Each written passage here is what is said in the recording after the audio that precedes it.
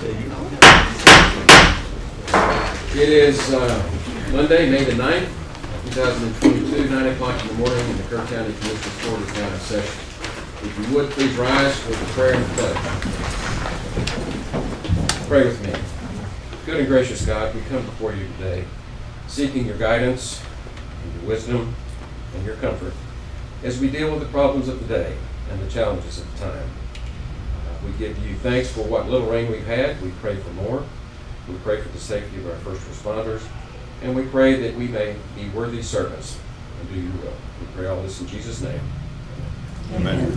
I pledge Allegiance to the flag of the United States of America and to the republic for which it stands, one nation, under God, indivisible, with liberty and justice for all. Please be seated. We've got a full court today. Unfortunately, some of the things will come on later on the agenda. But the first thing we do in every commissioner's court is we provide an opportunity for input from the public. And that invitation is for things that are not on the agenda. If the item is on the agenda, we ask that you wait and address the court at the time that agenda item is called. And limit your remarks to 3 minutes. And so this is the time that if it's not on the agenda, it's a burning issue that you need the court to address, you have the opportunity to do so. Is there anyone who would like to address the court at this time? Very well, then we'll move on to commissioners' comments. Precinct 1. I don't have anything. Okay, good. Precinct 2. Almost good. 3. That's good. Well, somebody does say something. The Hunt Volunteer Fire Department had their fundraiser, the Beach Blast Saturday, and I think it was well received. And hopefully, I don't know what the tally was, but I'm sure they did well. Well, as you know, there's a lot more going on in the community than this.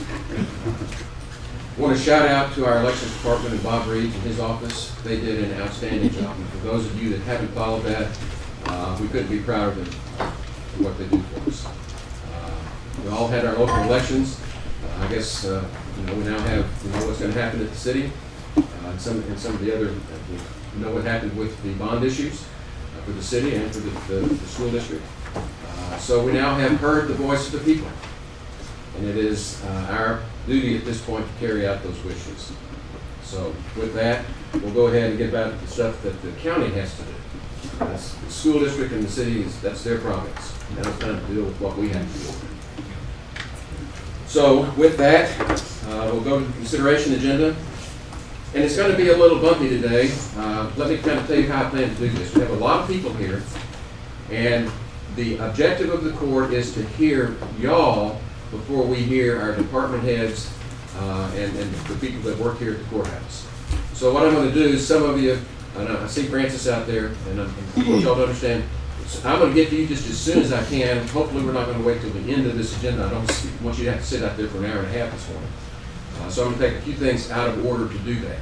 So with that, let's go ahead and move on to item number 1, which is to consider, discuss, and take appropriate action to approve the request from Centerpoint ISD to use Lions Park in Centerpoint on October 26th from 4 p.m. to 8 p.m. for the Centerpoint ISD homecoming event, which will consist of games, bonfire, notice, and a parade starting at Mosty Lane. And so with that, we've got Cody Newcomb, Michael Ernie, and Charles Holt. I see Charles here. Yes, sir. Anything you want to present? Yes, sir. Commissioners, Judge Kelly, thank you for giving us the opportunity to be here. Just to give you a little background, July 12th of last year, 2021, we came to the court and asked for exclusive use of Lions Park during our homecoming celebration in October. I can't even begin to tell you, I think, the success that we had through that venture. We had over 20 to 25 floats, all from students, different organizations, different clubs relating to Centerpoint. For our bonfire at Lions Park, we had, 700 to 800 people At least. show up for our event. We've never had a larger football game. Usually our stands are sporadic. It's here at Center Point. Our stands are usually filled with visitors more than they are home. But this year it was just a phenomenal. They were standing room only. So I think the event that we had took a lot and brought a lot into the Center Point and the community of Center Point. It also bled into our fish fry, which was that Saturday. It's the biggest one we've ever had in history compared to the last 46 of them we've had. It was more than 4 times what we usually make. And of course, what's most important for us to hear is that everything was orderly and we had no problems with it. Well, with that, the school district contracted with the sheriff's department to provide additional security through the funding of the county. We have letter of support from Sheriff Lita on this year. I've already filled out the paperwork for TxDOT, just waiting for the court to approve so I can submit the request for the parade for October. And Charles, we look at you. You did a great job with Easter Fest. And we want to make sure that your volunteer fire department's going to be there to help us if things go south on us. Whatever y'all need. Yeah, we're going to be there for the bonfire. It's pretty much a non-issue where we put it at. It's at least a 200 by 100 foot section of good base material, so it's not going to catch anything on fire. We'll stay with the fire all night long. The next day we let it, burn out, and we put it out, and then the school comes and we scoop everything up and haul it off. So. Okay, do we have a Pirate Pride motion? Second. We have a motion and a second to approve the request to use Lions Park for the homecoming parade for Center Point ISD in conjunction with the Center Point Volunteer Fire Department. Any other input? Comment? Those in favor, raise your hand. Unanimous. Pirate Pride. Thank you. Thank you. Y'all have a great day. 1.2 is to consider, discuss, and take appropriate action to request to allow Center Point ISD to close the 100 block of Kelly Street during school hours on regular school days from Monday to Friday, 7:45 to 3:45. And Center Point ISD will place barricades up each morning and remove them in the afternoon. I think, Mr. Gibson, we're going to pass on that until the next commissioner meeting. Is that correct? It's up to you. Yes, sir. I think we need to. Okay, can we pass that one? We have a minute on Thank you. Okay. Y'all have anything else? Thanks for coming to the courthouse. Thank you. Thank y'all for having us. 1.3, consider, discuss, take appropriate action to amend court order number 39279 to reflect the use of Flat Rock Park for the Tybee High School cross-country track team on August 19th and September 21st. From the previous request was for August 19th and September the 9th. So we're changing those dates.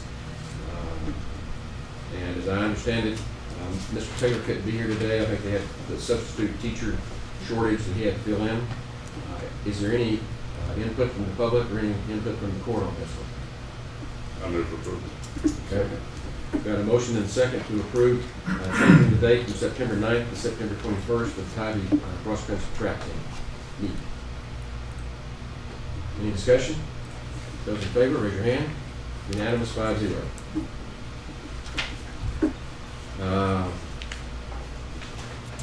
Paul, I'm going to hold up on you. There you are. Just be patient with me. No worries. Then I've got a 9-10 item. Consider, discuss, take appropriate action on the request to put signs at the courthouse lawn for the mental health awareness during the month of May. Yes, ma'am. You would identify yourself? Yeah. My name is Kelsey Bagot, and I'm the Community Relations Director for Hill Country MHDD. We stand for Mental Health and Developmental Disabilities. And so May is the Mental Health Awareness Month, and as our local mental health authority, we would like to display our signs in front of the courthouse. 1 in 5 adults in America suffer from mental health illnesses, and our goal is to it's important for our citizens to know that help is out there and that Kerrville has different resources. We want to destigmatize mental health, and there's other community organizations that are already displaying this sign. About 15 businesses are displaying this sign.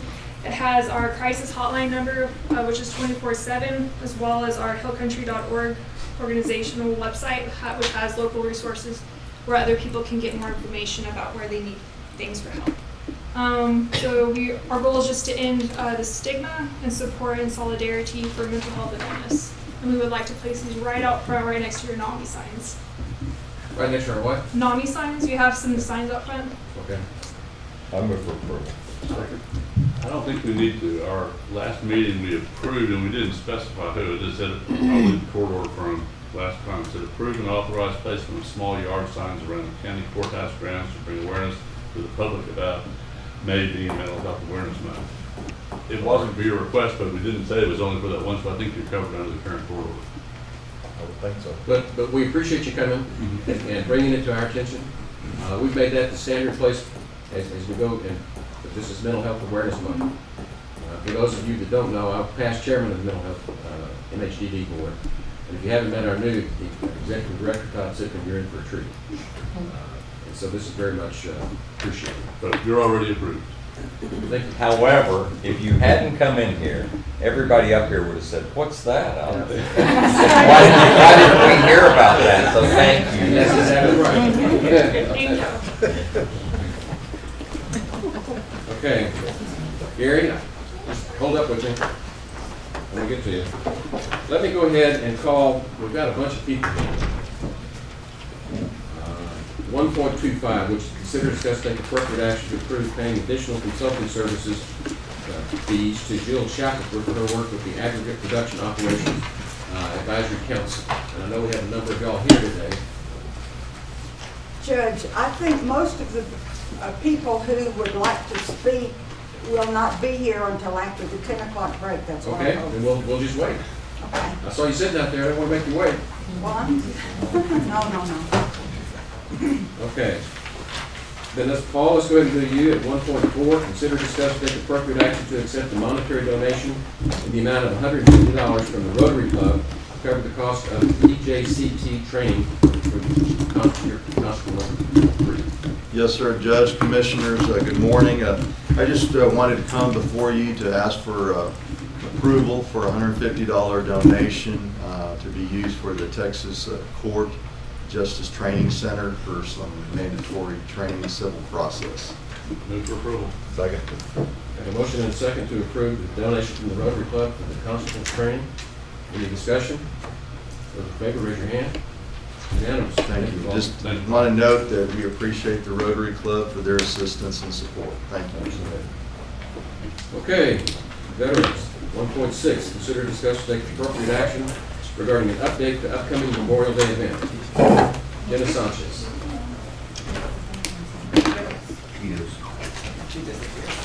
Good morning. Just a quick update on Memorial Day. Everything's going very well. Our MC will be Mr. Jeff Harris. Welcome remarks will be done by Judge Kelly. Invocation and benediction will be done by Commissioner Ballou. Posting of colors will be provided by Tybee Junior ROTC. Our keynote speaker will be Lieutenant General Mike Oates. This year we'll have a piper, Sergeant Eric Morgan, Texas Highway Patrol, who will be in full ceremonial dress. He will be playing Amazing Grace. Presenting the Kerr County wreath will be Commissioner Gibson. 3 volleys will be provided by the Hill Country Honor Guard. Taps will be played live by retired Lieutenant Colonel George Eigner. We'll have chairs to the left of the podium for all of our commissioners court as well as people who have speaking roles. We will have a sheriff deputy who will have the courthouse open, so restrooms will be available for the public from 9:30 to 11:30, and IT will be recording the event so we can share it to anyone who was not able to attend. And that's all I have. Questions, unless you have any questions for me? Good. What time does it start? It starts at 10 o'clock. 10. Yes, sir. And the press release will be getting out sometime this week. The committee met, and you can see they were quite active. Good work. Got a good plan. Thank Yep. you. And we'll be handing out poppies again this year as well. Thank you. Now, we don't need to take any action on that, right? No, sir. You've already approved Just, it. yes, sir, just an update. Well done. Thank you. Good job. Okay. She just didn't want you asking questions when it happens on the courthouse lawn. She came and talked to me earlier this morning. Dots her eyes and crosses her teeth, trust me. Item 1.7, consider discuss and take appropriate action to accept the quarterly report from the Veterans Advisory Council. Gary Nolan.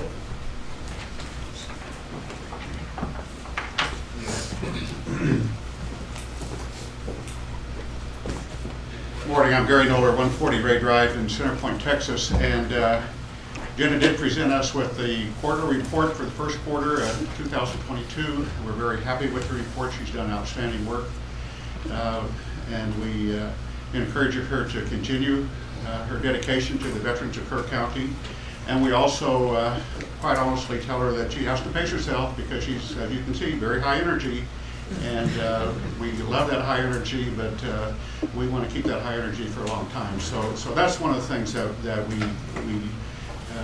also want her to consider. She did tell us of a success story, and I think everybody needs to know a little bit, because when we first appeared here years ago, there were people who said, we don't even know what a veteran service officer does. What does a veteran service officer do? So without any names or anything, she recently worked with a veteran. That would be a Vietnam veteran. He's an in-country veteran, so that means he's about as old as I am. Youngest Vietnam veteran, so already past age 70. But he was living on a small amount of money. I resemble that remark here.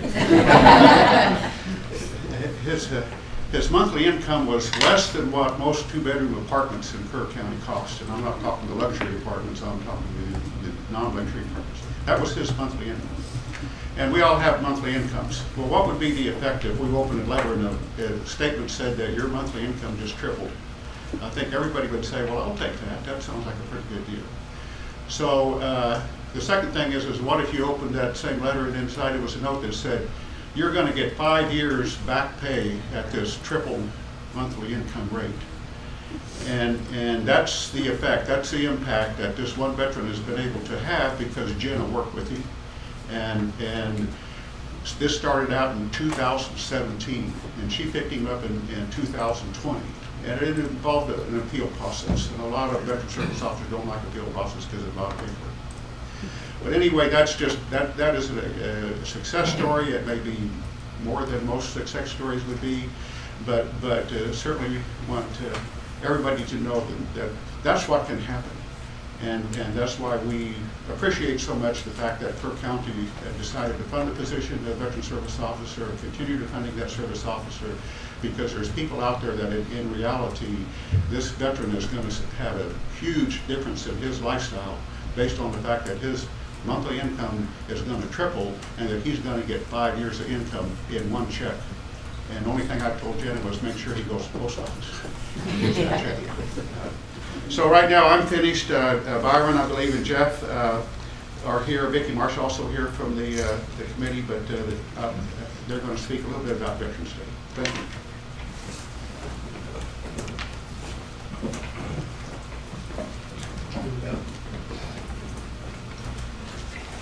Good morning. Byron Warren, 2944 Dry Hollow Drive, Kerrville. And Jeff Harris, 769 Oakland Hills Lane, Kerrville, Texas.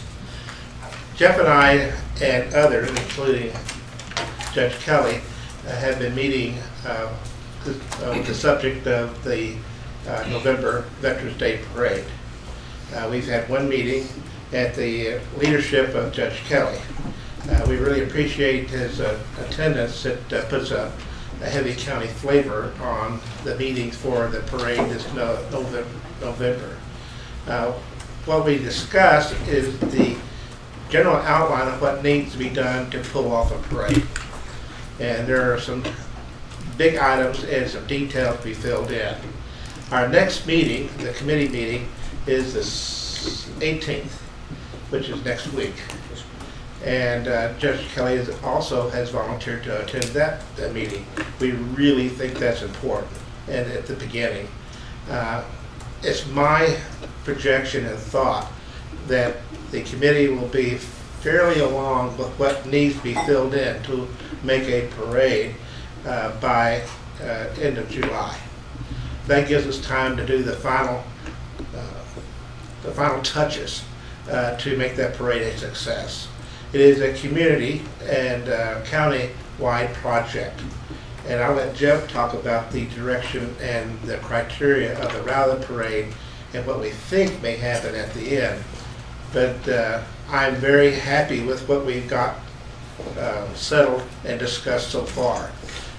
And I think the prognosis of finalizing the general idea of what a parade will be for Kerr County, like I said, by the end of July And people in the committee are cooperative, we're friendly, we're exchanging of ideas is very interesting. And we have some members that did not attend the first meeting, that we have a master list is not the right word, but a list of people who wish to contribute, and this could not make the first meeting. We haven't forgotten them, and they are on our list for the second, third, fourth meetings, whatever it takes. They'll be key contributors to the idea of pulling off the parade, such as in fundraising, delivery of items, scheduling of such as insurance payments to porta potties, things that are critical, things that you need when you get a large crowd in a symbol. I'll let Jeff talk about the details of parade and rally. Thank you, Byron. Commissioners and Judge, thank you all for having us here today. What we have discussed, and Judge, correct me if I leave anything out, you were there. We are going to have, and I've got confirmation in our next meeting, we will have city officials there, as well as representatives from the Sheriff's Office, as we are going to request to close one section of Thompson Drive. As Judge put it, I get the idea, short and big. So short being the parade route, starting back at Hill Country Drive, going down Cully, across the street into the park, flow over where the amphitheater is in Lewis Hayes Park. That way we can have celebration for Veterans Day. It will be on Saturday the 12th of November, winding up, if we don't step on any feet with the or any toes over at the VA, maybe have their car show come over to the park, as well as food trucks, porta potties, live entertainment at the amphitheater, and just a day to celebrate veterans, because that's what it's all about. And but we are still working on start times, finish times, and getting all of the food trucks and all the activities. Unfortunately, we were going to try to have like a bounce house to really get the kids involved, because that's what this whole thing started with. Is remember when we were kids and going to Veterans Day parades and seeing everything. The problem is bounce house, it's really hard to get insurance for. Most insurance companies won't even write a policy for it now. So we're just going to have other fun activities, maybe a dunking booth with Byron in it.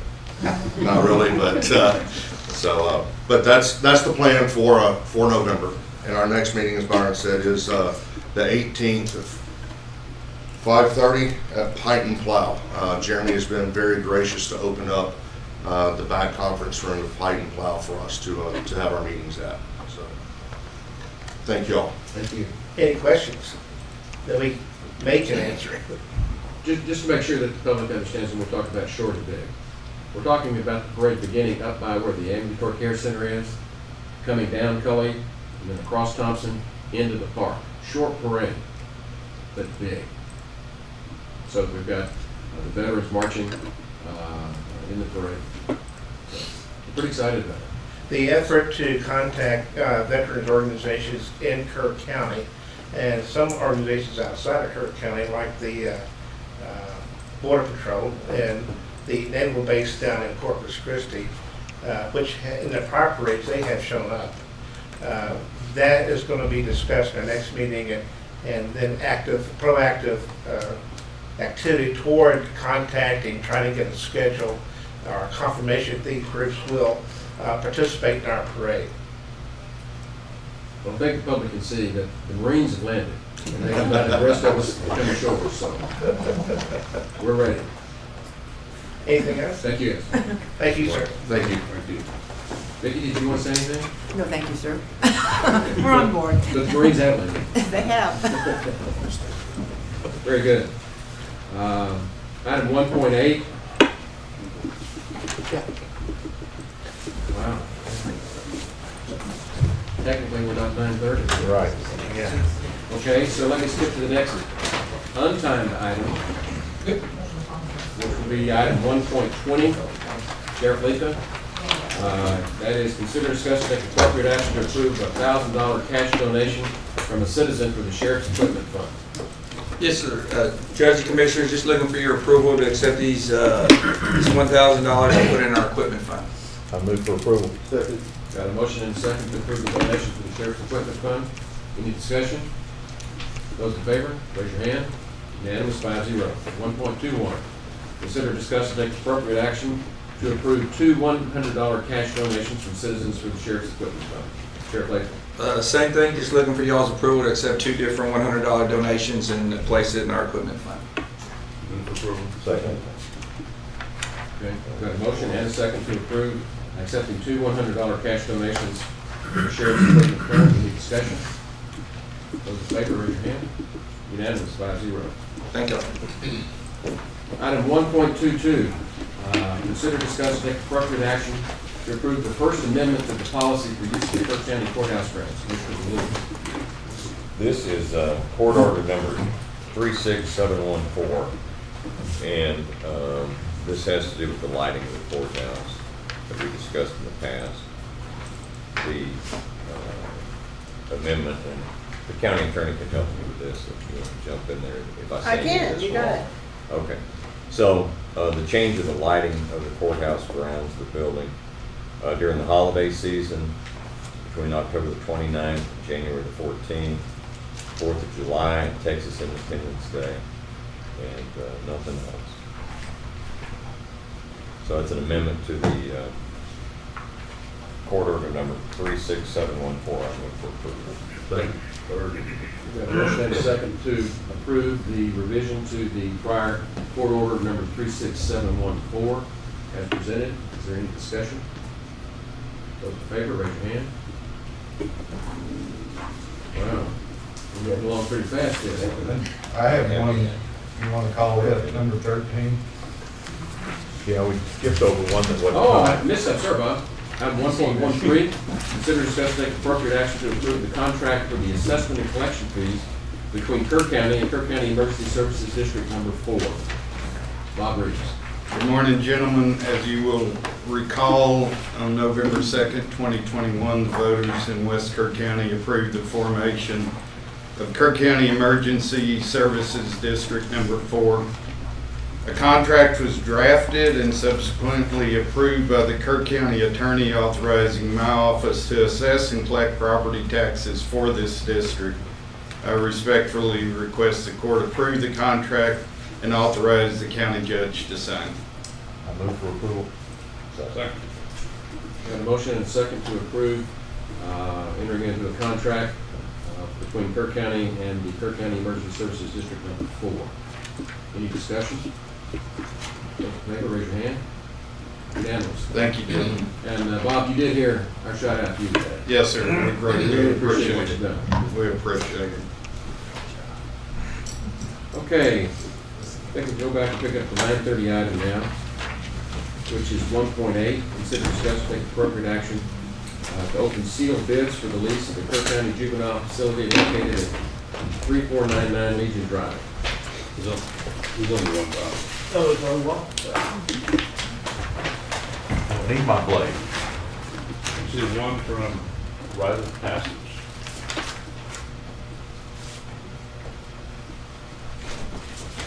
And I suspect it's gonna be hard to That's, announce it to details of it.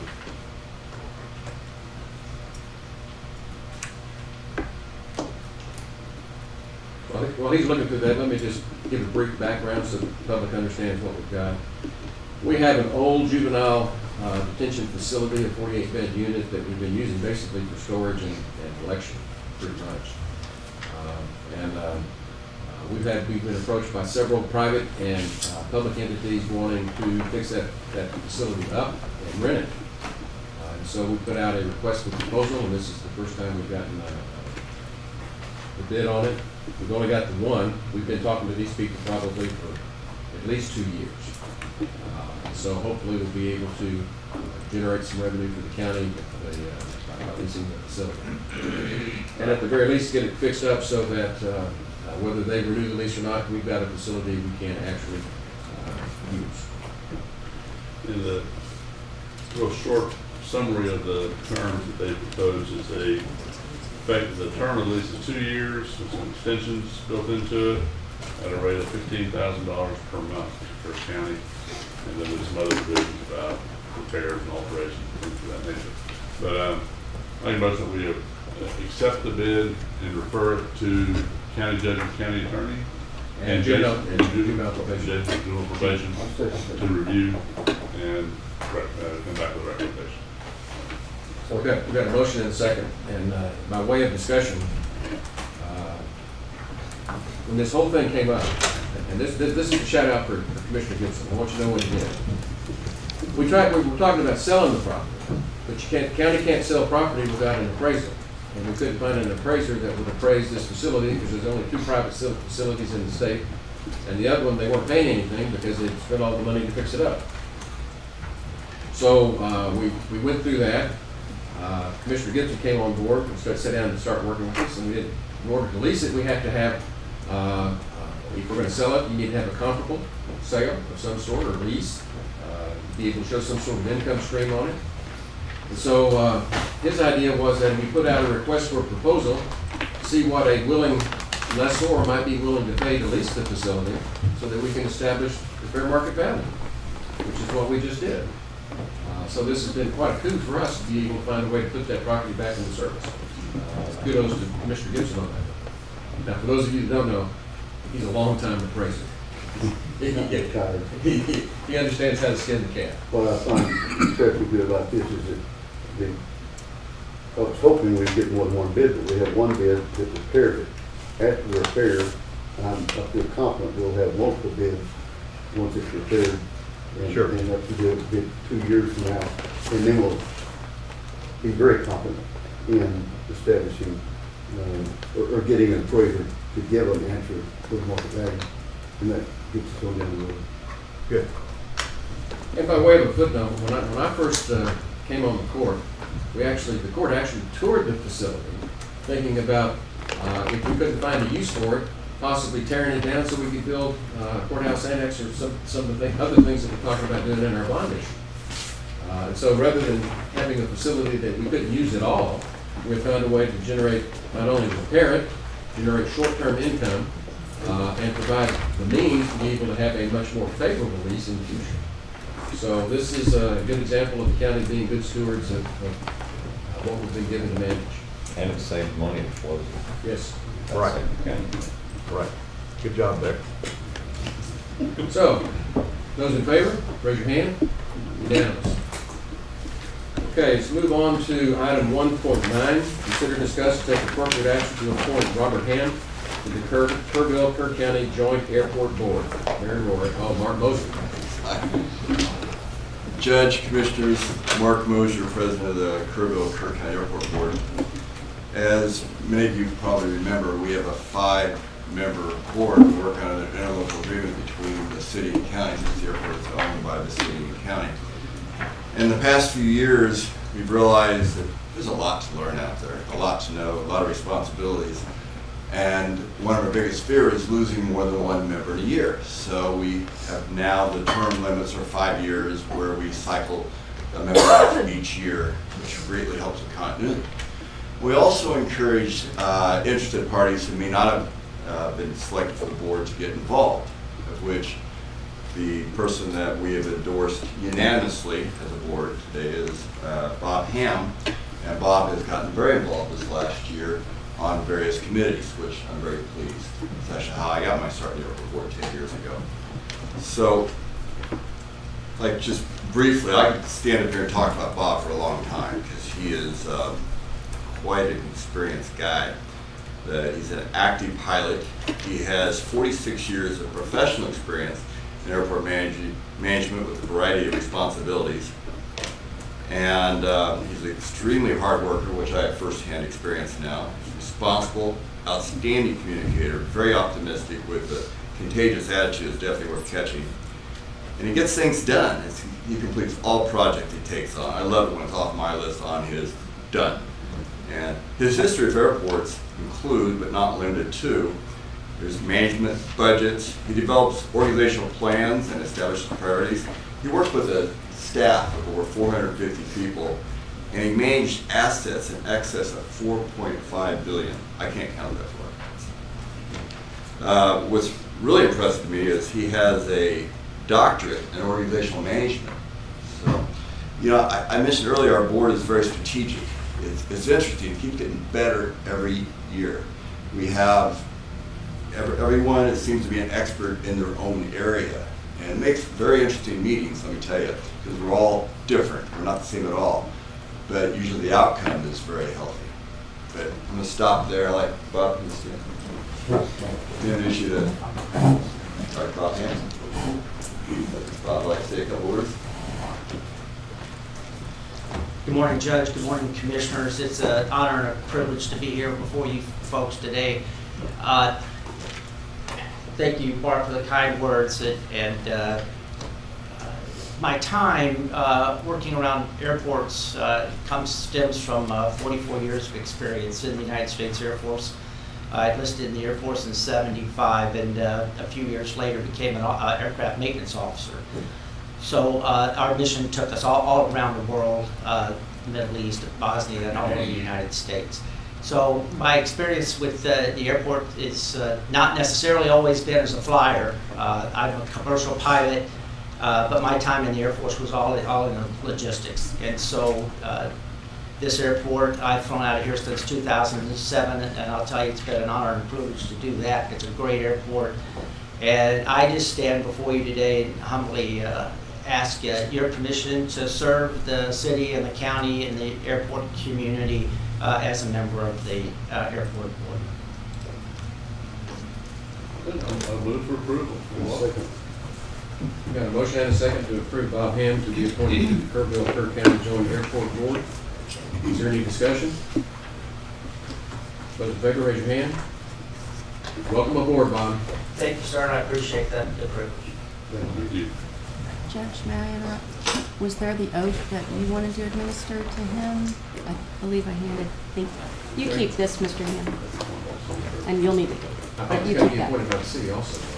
He was, last board meeting. Oh, you are? Okay. Yeah, Okay. yeah, he's been Okay. approved by the If city. you wait around just a little bit, I'll swear you in at the break. Okay? Item 1.10, which is consider, discuss, and take appropriate action to approve the updated row hanger project scope, funding, construction contract, and agent authorization. Mary Rohr. Well, Mary's walking up. We're not going to take action on this today because we've got to do another step first. But it gets rather complicated. I figured it's a really good idea to have Mary explain what we're doing. Hi, my name is Mary Rohr. I'm the airport manager at Kerrville Airport. And to be honest with you, I'm pretty excited about Bob coming in. I always could use some help. Some of you get our newsletters, and I'm a geeky engineer. I don't do writing very well, and I kept on getting asked to do a newsletter. And Bob walked in one day, and I said, "Can you help me with this?" And he said, "Absolutely." So the newsletter that a handful of y'all guys get to see and do is Bob's starting point at the airport. So, phew, I'm very pleased that Bob is here, and now I'm very pleased that he's on the board. So it's been a kind of a double win for me. I thought today we would just give y'all an update about our hangar project, and I know it's had a couple twists and turns, so I figured I'd get everybody back on the same page. So there's this slideshow, it's a couple slides in here, then there was also a handout that was, I think Jody provided to you today. The front page looks like this. We'll run into that later on, but right now we'll just kind of go through the slideshow. So that's the airport property. The pink star is basically the area that we'll be talking about today. That's where the proposed hangars will be located. So if you could go to the next slide, that'd be a big help. So here's basically a slide of our existing hangars and our hangar program. So right now we have in that photograph adjacent to that pink square 4 hangar buildings, and they're called T hangars, and they have 28 aircraft stored in those 4 buildings. Those are typical aircraft you see around the airfield. They're Cessnas, they're Vanandas, they're Moonies. They are generally individually owned. They're referred to as airplanes that are based at our airport. So there are base aircraft that we can count as they call a home. So It's important for us to keep based aircraft at the airport. They are our airport community. It's very important for them because they also support our airport businesses. They purchase fuel. They take care of goods and services that we do at the field, as well as repair aircraft, as well as write big checks for avionics at our new tenant spot as well. So they are basically what I call good tenants. They provide us, the airport, a steady income because they write us checks to rent those airport hangars themselves. They currently, those 28 aircraft represent about 25% of our annual revenues that we get for rental income. So also, we have 30 pilots that are on our waiting list looking for aircraft. So we also have a demand for additional hangars here at the airport. So outlined in pink is the area that we approached TxDOT with when I first got here about 2019 to build new hangars. And the grant we was provided and discussed in 2019 was for the amount of $900,000. It included a $600,000 TxDOT grant and $150,000 for each one of our owners, the city and the county. Next slide, please. So these are what's called T-hangars, and I know I've had a whole bunch of conversations about T-hangars this past couple days, so I just want to give everybody a little briefing. So on the right side of the slide is just an exhibit of a T-hanger. So what it means is, looking at it, it's a rectangular building, but once you kind of look at it from above looking down, the actual space that is rented is actually sort of a T shape. So in other words, there's interior walls that make it a T, and that's the reason why they're called T-hangars. So it's actually just because of the design of the actual lease premise in the hangar. So these are double-sided hangars, so planes, the top plane on that upper left-hand corner will be pulling out to the left. The next one down would be pulling out to the right. So they're basically a double-sided hangar. Our initial plan that we proposed to TxDOT was 10 units.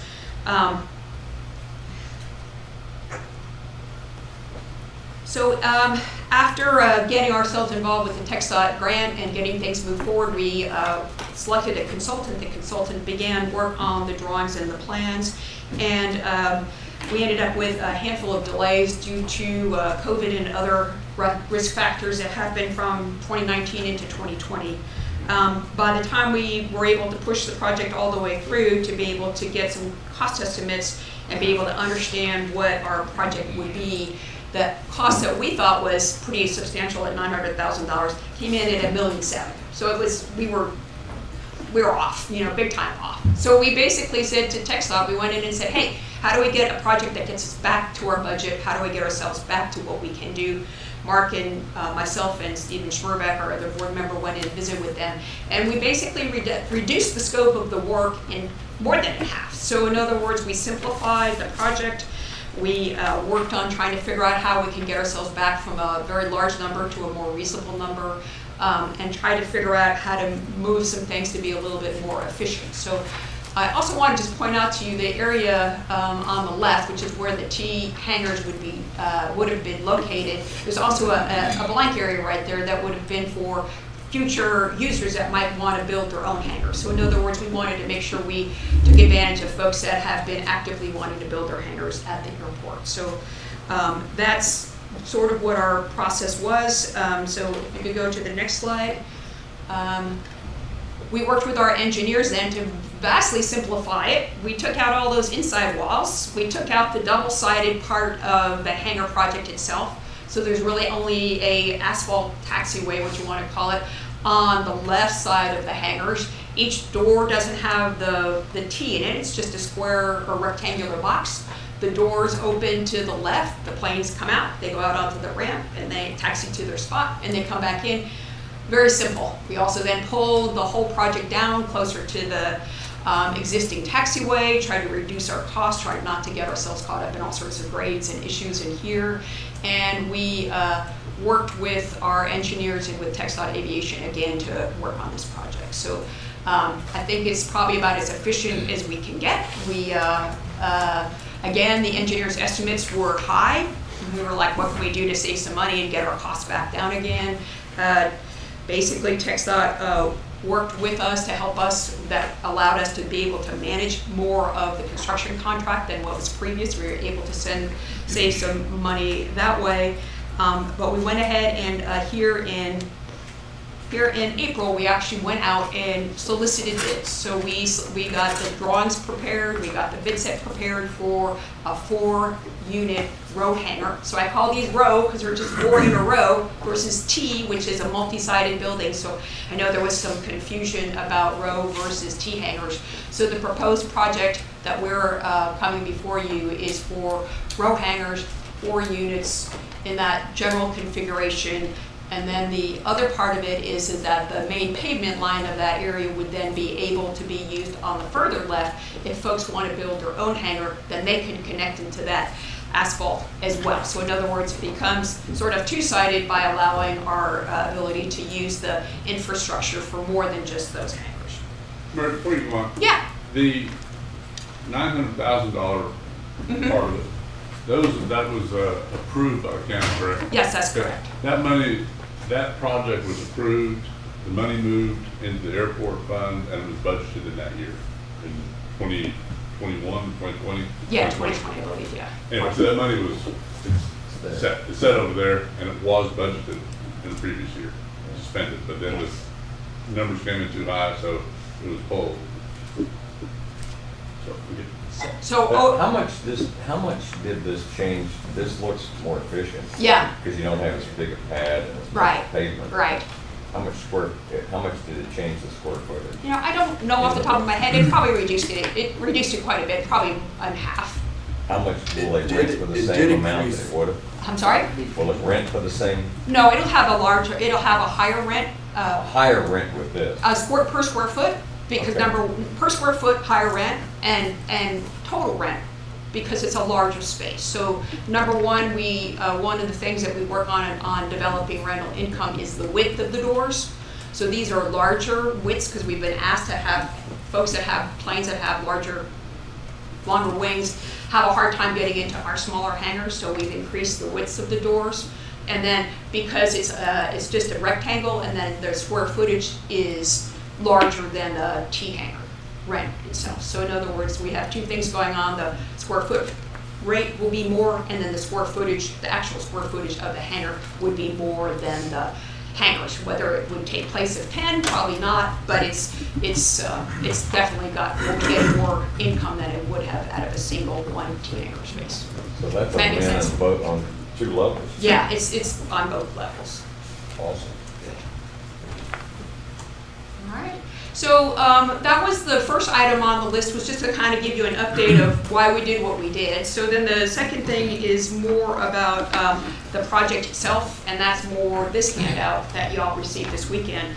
So this is the project proposal that we were coming to y'all to review and approve, I guess, at next meeting. And basically, this includes the $600,000 TxDOT aviation grant, the $150,000 of city and county funds, and then funding that then the airport would contribute. We have some available fund balance within our airport funds that we would contribute in, as well as possibly the inclusion of the airport rescue grant, depending on the funding for all of that. So if you take a look at that, we've already spent some money. So we've probably spent about $150,000 doing all these plans and making changes and getting the bid sets put together, putting all that together. So of the $600,000 TxDOT aviation grant, about $500,000 is remaining, because they paid for $90,000 of our engineering plans for that, and we've also contributed ourselves some as well. So this is the total cost versus the net cost, so not the current cost. So this is the total cost of the project,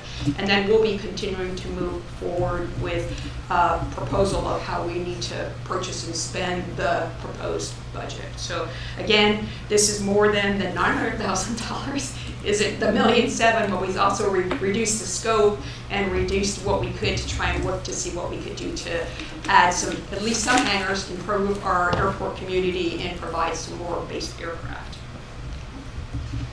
On the second page of the handout is our engineer Garver. They do a standard letter, or they do a letter of recommendation of the actual bid results. So this is their letter of recommendation of working with a company called Don Jackson Construction. They're based out of south of Waco, and they do lots of hangars all over Texas. I spoke with 3 other airport managers that highly recommended these guys to come out and do our work. So I was really, really pleased that we are able to work with them. They've been very helpful with me developing strategies and talking about cost, as well as our engineer. If you take a look at the next page, you can see the actual bids that were received that day for that hangar program. The column 1 is the engineer's estimate, which was $924,000, and the construction contract itself is $895,000. So I finally got a bid less than engineer's estimate. So yay, finally got to the point where we could actually see that we could put something together here, adding a little bit more of airport money and working within the system that we had prepared and worked with on TxDOT. So those are the parts and pieces of the bid opening, which occurred in April. Again, the next is just making sure that everyone is aware. We also had y'all had worked, or I guess Jonathan had worked with the sewer project. This spec book is the same thing as it was with some of these other federal documents, is we have huge spec books that are arranged with all the different parts and pieces of it. I just copied the first couple pages of it so y'all can see the methodology of what we were. So many issues occurred with hangar projects here over the past few months, is that it was having to do with procurement of materials. We all know with steel prices and what happened there, concrete prices. Now the doors, you can't find the doors, so we, in the bid, actually allowed the contractor up to 180 days to get all the materials and make sure they could have it so they wouldn't start and stop. So once they say they're ready to go, they're off, and they've got to get it completed with 150 days. But we wanted to make sure we made it friendly enough for the, I had time, I just needed, I needed to save my pennies on money. So I was waiting to make sure that we got ourselves together, and so Don Jackson has been giving us some pretty aggressive schedules of what he thinks he can do to get it completed, actually get all the materials ahead before 180 days complete. And then I think the last one is just one of the documents in all of the TxDOT documents, a set of documents, is just a designation of the owner's authorized representative, and this is just asking both the city and the county to authorize me to be able to manage it for y'all as part of being the airport manager and the project manager. So those are what we have in front of us. Jonathan might be able to speak about what our different actions are and where we need to do to be able to approve the project. Yeah, we really can't take action on this today, and so the interlocal agreements, well, 2 things. The biggest issue is, the reason I want to bring up that we approved this project and budgeted previously. However, it was not budgeted for this year because TxDOT told us we weren't going to do it this year. TxDOT now funded it this year, but it's not in the budget. We can't declare an emergency to get it there, so we have to do some tweaking in the interlocal agreement, which the city's fine with and we're working with them on, so that we could move the money from the airport fund back into this year's budget. That's why we can't take action today, and that will be coming up. There's a few other things on the interlocal agreement that Heather and Mike, EA, and myself are kind of working on, and it wasn't quite 100% today, so we will do it, both of these items to take action on the next meeting. What's going to happen in that? Are there any allowances for change in material cost in 180 days time? Is there something in the contract to cover that? No, it's fixed. That's how it was bid. They have 180 days, and that's they put their numbers together. That's where it is. But just to clarify, I've got Mark in the back of the room along with Mary. What we've heard today is the explanation of the conversion from the old T-hanger project that we had in our budget to the new row hanger, as we're now calling it, for lack of a better term. Right. And all of this was occasioned because of TxDOT. We had a grant, and then we didn't have a grant, and now we've got a grant back. And we're split budget years. Right. So we've got some legal technicalities, budgetary technicalities that we have to iron out. So what you did today was give us the substantive presentation of the project in its current condition, current state, and then at our next Commissioners Court meeting, we'll actually be able to take action on Did I get it right? You did good. Thank you very much. Okay. Mark? Again, Mark Mosier, Board President. I'd like to really thank Jonathan. He's been a tremendous help, tremendous. And I've never worked on a project that's had such a moving target. This is just always moving between COVID and change in administration at tax Everything's flying around, isn't it? Yeah, it's just crazy. Yeah, that's right. But it's been really, it's gone on for years and then keeps changing. But it's been a team effort. I mean, we've had committees and Mary has been tremendous. I mean, sometimes I've talked down off the ledge. It's been unbelievable. but nice job kind of wrapping it up here and explaining that. But the changes that Jonathan's going to be discussing in the next couple of weeks, even without this immediate need, they're logical, and we do support that. And Mary did touch on it. To me, it's a positive thing that these hangars doors went from about 40 feet to 48 feet because that provides other opportunities. We only have 10 spaces, if you call the Brinkman hangar 6, and we have 4 over there at what we call a paint hangar. As an airport, we only control 10 spaces that can house larger aircraft, like corporate aircraft for businesses. You know, these hangars are 48-foot wide doors.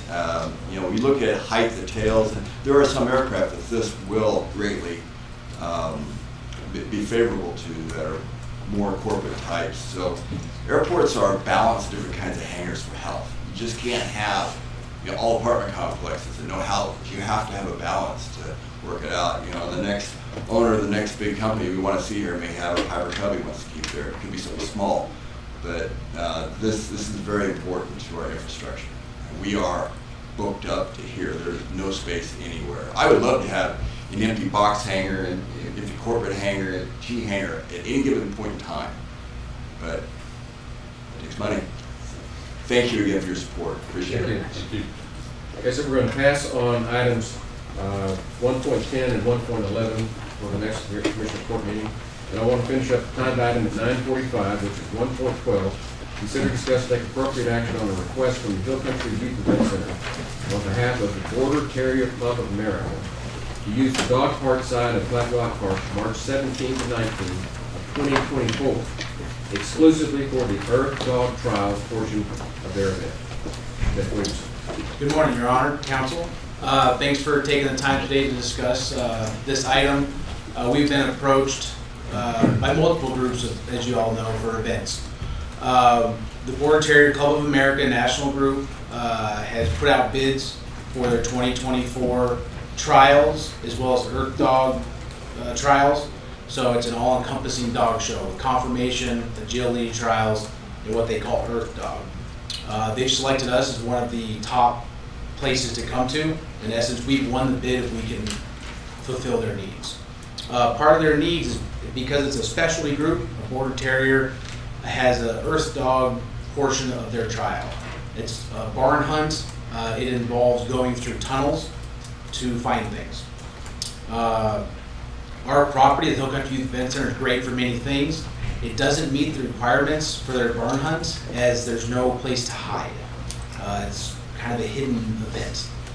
Flat Rock Park, with the dog park, however, has some very unused areas that are overgrown, weeded, perfect for what they would like.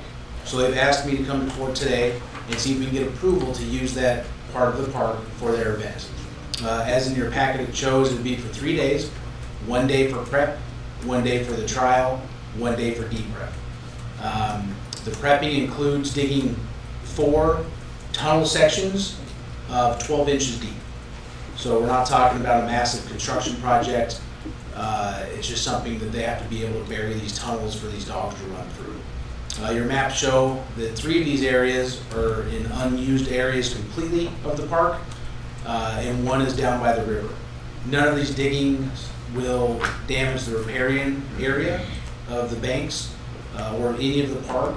And once they're done with their project, these holes will be filled right back in.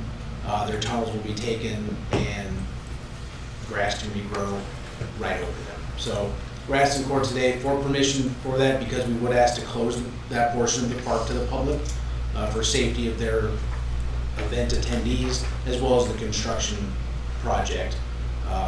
just to have space to work and have a good time.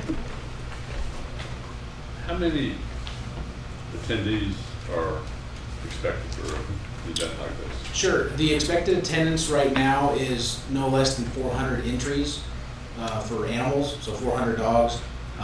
Some of those people might bring 10, much like the San Antonio Kennel Club that comes here. A lot of those people bring a lot of animals. So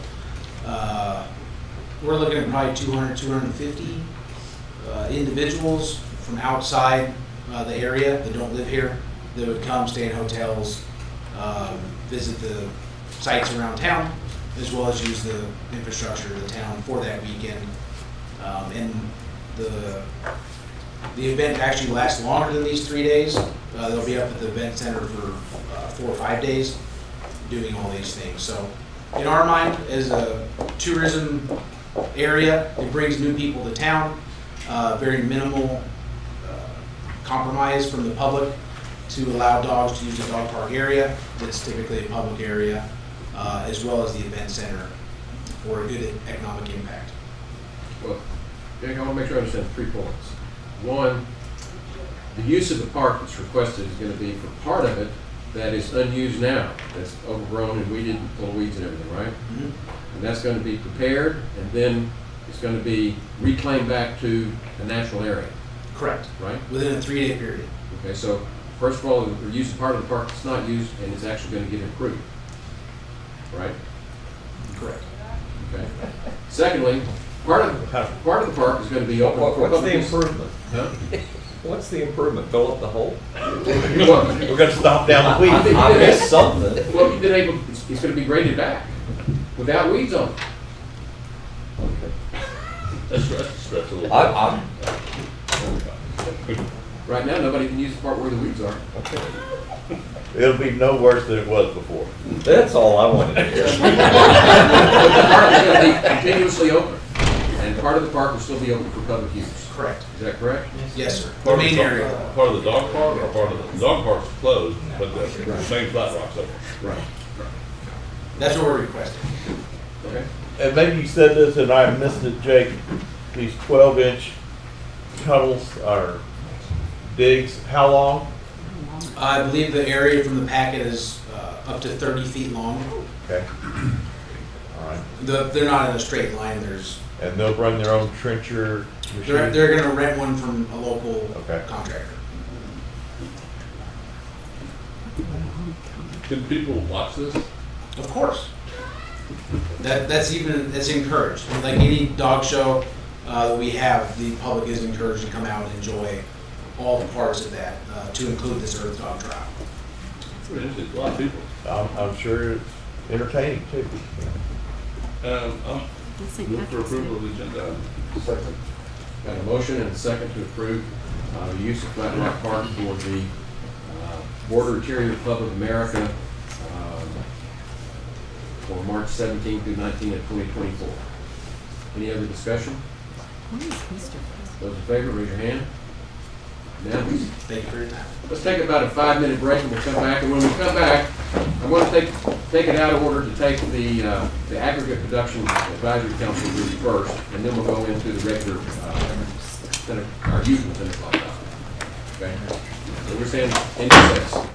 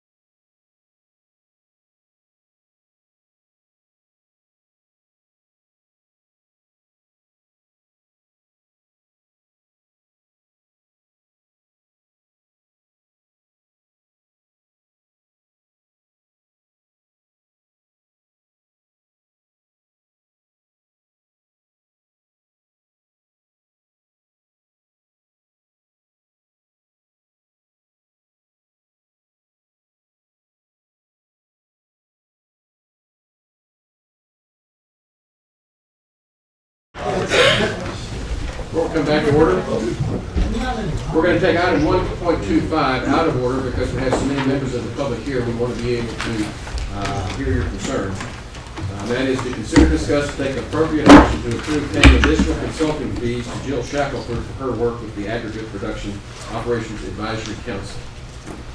For those of you that don't know, we formed, I guess it was not quite a year ago, we formed an advisory council for the aggregate production operations here in East Kerr County. It's an 11-member board. We've got 3 members of the public that live out there. We've got 3 members that are producers out there. We've got another 3 members that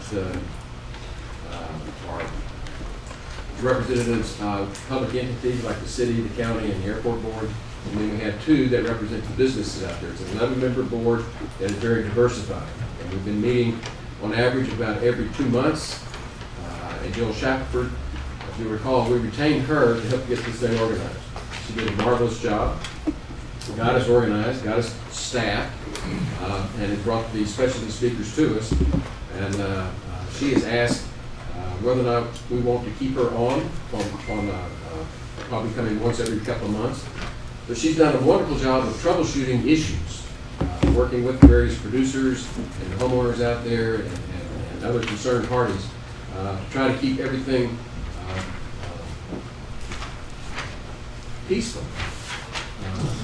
And I know that doesn't sound like weird to say the word peaceful, but it has been remarkably amicable the way we have worked through our issues. And so a number of members of the board and the concerned people in the area that come to the meetings are here, and we want to be able to afford them an opportunity to be heard. If you recall, the last action we took was several months ago. You approved for 2 more meetings at $500 a meeting, and we've had those 2 meetings. We've had 1 meeting. We've got 1 more, and so they're here today to talk about whether or not we keep Jill Shackelford on with some sort of limited basis to help with the issues that are out there. So that's what we have before the court today. And I know we have a number of representatives here that would like to speak. I see number 1 on here is Francis Lovett, as always.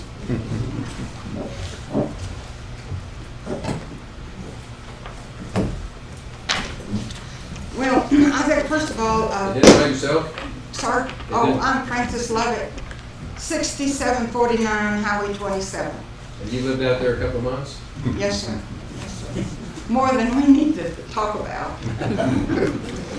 But I think we, as citizens and as a county, owe a great deal of gratitude to this court because you guys have walked a tightrope for many, many years between all the aggregate interests and the local citizens.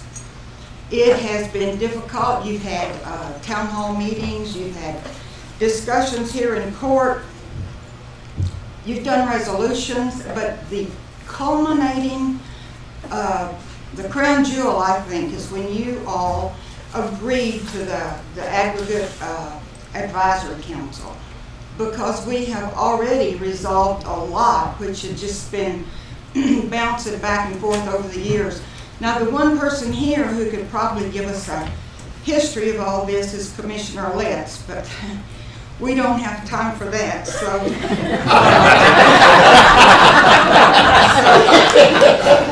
I'm the one to say that for a while. I like you better already. You're welcome back anytime. Well, our agenda item today deals specifically, I think, with paying Ms. Shackelford, and the agenda item seems to me specific to APO meetings. Now, much of the court's discussion around Shackelford's payment seems focused on hourly compensation for shepherding us through meetings. Now, I will assure you that Judge Kelly runs a tight ship. He is quite capable of getting us through meetings. But he's never claimed to know diddly about circus lining. That is why Getting better yet. we need Shackelford's insight into what is possible and reasonable. And meeting time is really not an accurate reflection of her work or her professional contribution. Much of her value lies in the time she spends between meetings. As Judge said, she contacts stakeholders, she coordinates contacts between interests, and she chases down complaints. Advisory council member interests are often in sharp disagreement. Now, when I say APOs, I mean the quarries, the hot mix asphalt plants, concrete batch plants, the stockpiles, and the truck traffic. So when the APOs, in looking at the disagreements between all the APO interests, we hear the APOs claim their right to operate for a profit. And note that they only dig along the river because that's where the gravel is. Kerr citizens are beginning to realize that they have rights also, including a right to breathe fresh air, enjoy their property free of dust, noise, light pollution, and adverse health effects. Shackelford has visited all our APO sites. She's established relationships with operators and begun negotiating resolutions. We need an expert because citizens and operators speak a different language. A neighbor cites dust clouds, but the operator speaks of fugitive emissions. Health complaints are countered with TCEQ air model calculations. Even the aggregate operators themselves don't speak the same language. Asked to define water conservation, you will get at least 3 different answers. Much is at stake. We have a cluster of APOs within established residential areas, schools, and a hospital. One known new housing development and another rumored within the 5-mile high-risk radius. Kerr County growth needs the aggregate materials. Stresses and tensions are sure to develop between interests. The advisory council is our best hope of solving inevitable conflict. Shackelford is working with other state organizations and one of our local operators to solidify best management practices. We need Shackelford's guidance because there's no one else in Kerr County or the entire state with her aggregate business experience. There's a few TCEQ retirees that are working as consultants out there, but none of them have owned and operated a quarry. And finally, I would submit that an efficient solution would be a contract with Shackelford for 1 year for a set dollar amount, and let Judge Kelly decide when and where to use her expertise and time. And I'll try to answer any questions. I'd like to give you all an updated resume of hers if I could. I think it's updated since you all's last. Just give me some blue and he'll pass them around.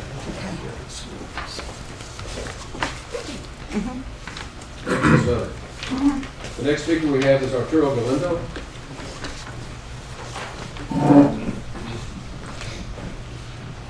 I'm Arturo Galindo. I live at 170 Hermanson's Road. I am the operations manager for RA Materials, just outside of Comfort. I'm here to talk about Jill Shackelford. She has experience in dealing with public relations that we have not had here in Kerr County.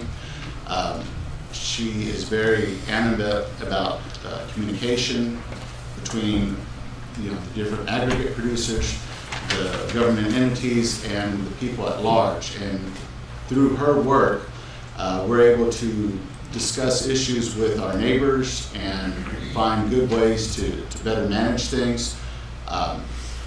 We've also found a outlet to be able to explain what our final plan is with the property and let people know that we're not just digging material and leaving a big hole. There is a plan for life after mining.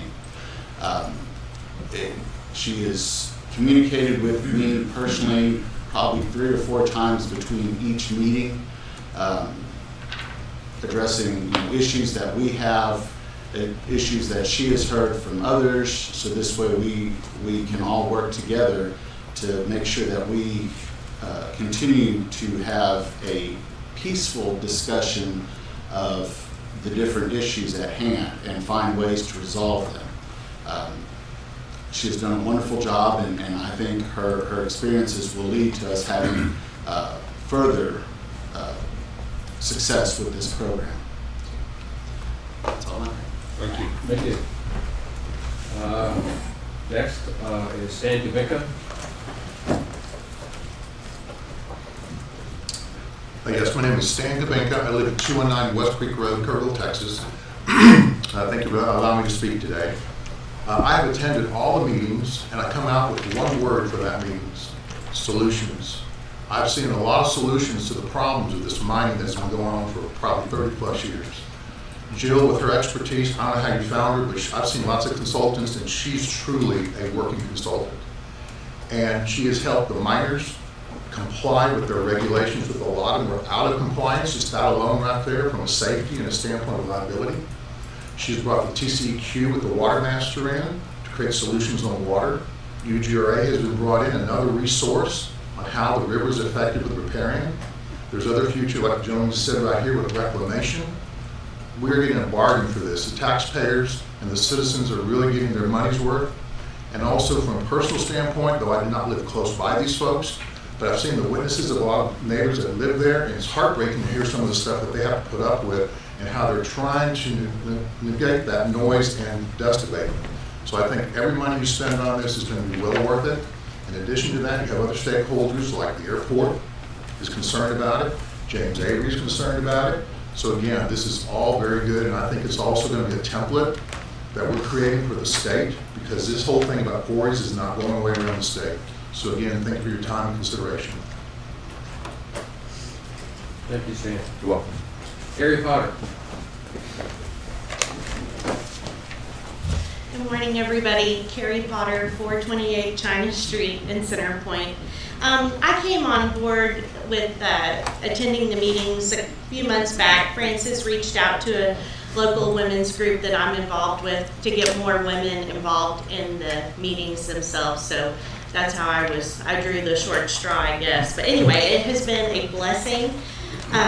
I live directly across the river and up a bit from Wheatcraft, and so as I've stated, I knew Wheatcraft was there when we purchased our property, and I've also stated that my husband and I have probably purchased materials from every quarry up and down the Guadalupe River Valley at one time or another. And so I'm not here to speak against the quarries, but it has been a really good thing in attending the 2 meetings that I've attended to learn that there are ways that the community itself and the producers can have a meeting of the mind and, like Stan said, come up with some solutions. Because I'm concerned about our surface water, our groundwater, and the aesthetics in general, and possibly future reclamation if we get there. But speaking on Jill, I haven't had a whole lot of time around her, but I would say she's a class act, and she definitely runs a tight ship. And you get into the meeting and you are well advised, and she's there to answer any questions you might have. As Francis said, she has operated her own quarries in the past, and so bringing that information from that side and to speak for the producers, but then also being a citizen herself now in the general population is beneficial. And I was reading an article that was shared with me yesterday that aggregate production in Texas has increased by 30% since 2005, and it's not going anywhere, as we all know. I mean, some people have said, well, but I want to xeriscape my yard. Okay, that might save water, but those products come out of these very quarries that we're speaking of. So I would just encourage you all to keep the meetings going, keep Jill on retainer or with a set salary for the year. It has been super beneficial. Thank you. Thank you. Vern Langsdorf.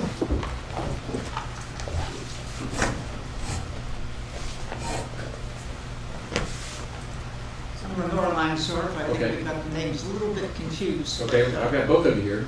Yes. Vern And we both live at 155 JJ Lane, which is one property away from one of the quarries. Just clarify so the public knows who's speaking. This is Lenore Langsdorf. Yes, yes, sir. Thank you. We live at 155 JJ Lane and have for the past more than a dozen years. And so we have noticed the growth in aggregate production in the county. We realize that this is not going to go away. We need the aggregates. But we do need some sort of set regulation system or expectation system, the sort of thing that Jill Shackelford can advise us about. We need an expert who's run her own quarry, has instituted practices that make them congenial to the neighborhood. Walking my dog the day before yesterday, next to our neighbor's property is an enlarging quarry. They get larger all the time. We worry about the water supply. That's a big problem for Texas in general. And the aggregate production is something we need economically, but we can also regulate it to fit both the residents' needs and the economical needs of the state. Thank you. Vern?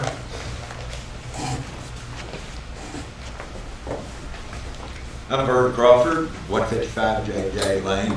Just a clarification, although Lenore and I were married here in Kerr County some 30 years almost ago, she didn't make me change my name. Everybody knew me as Vern Crawford, and I kept it.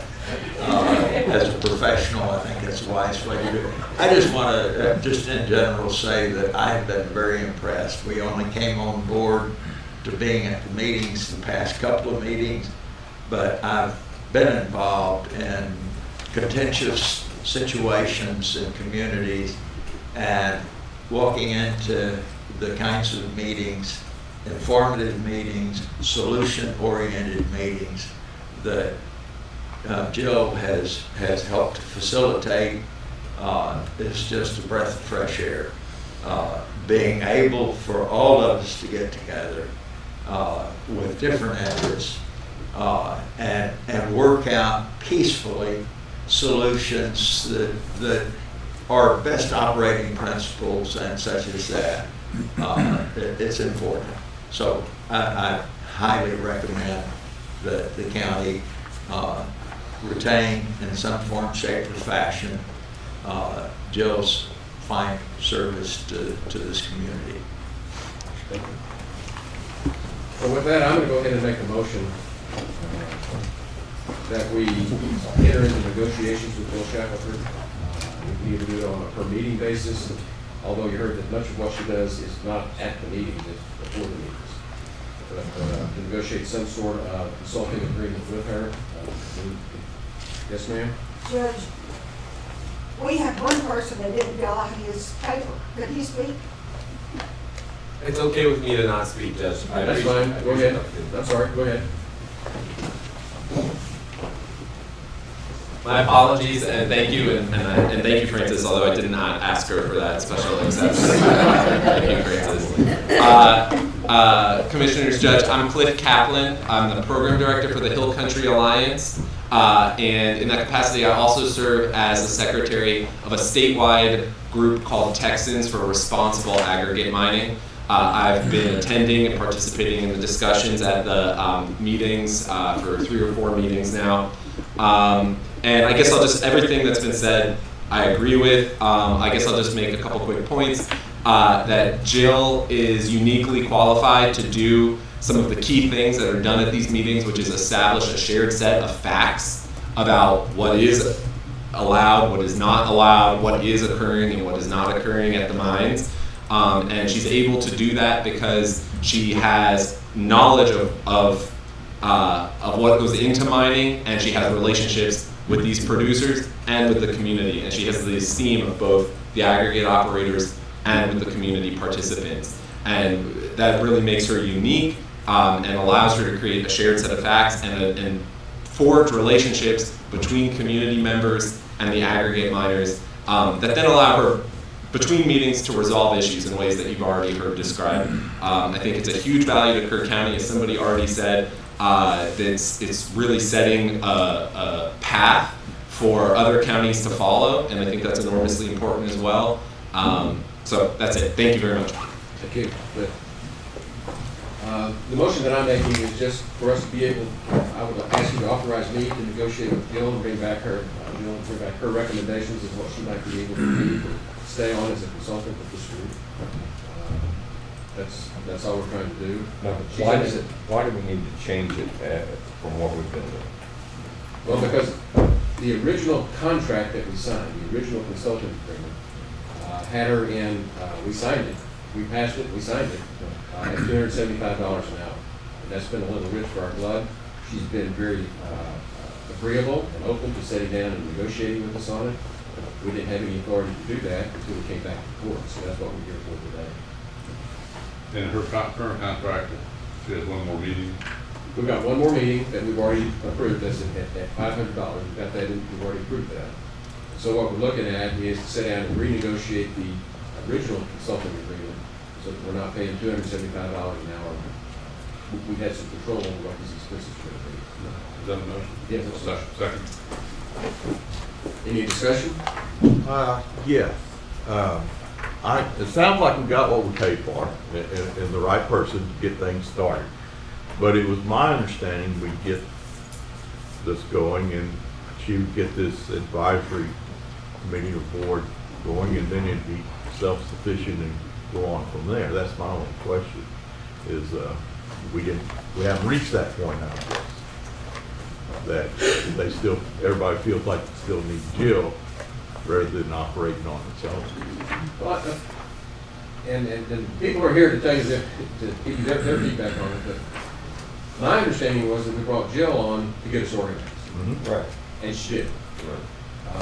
And what we're learning is that her ongoing involvement has been most beneficial because she brings these expert speakers to us. She interfaces and troubleshoots the problems before we get to the meeting, so that when we're there, we're actually able to solve some problems and walk away with a consensus. Mm-hmm. And it's that ongoing involvement that was not originally contemplated that we're finding is beneficial, and I think that's what you're hearing me say.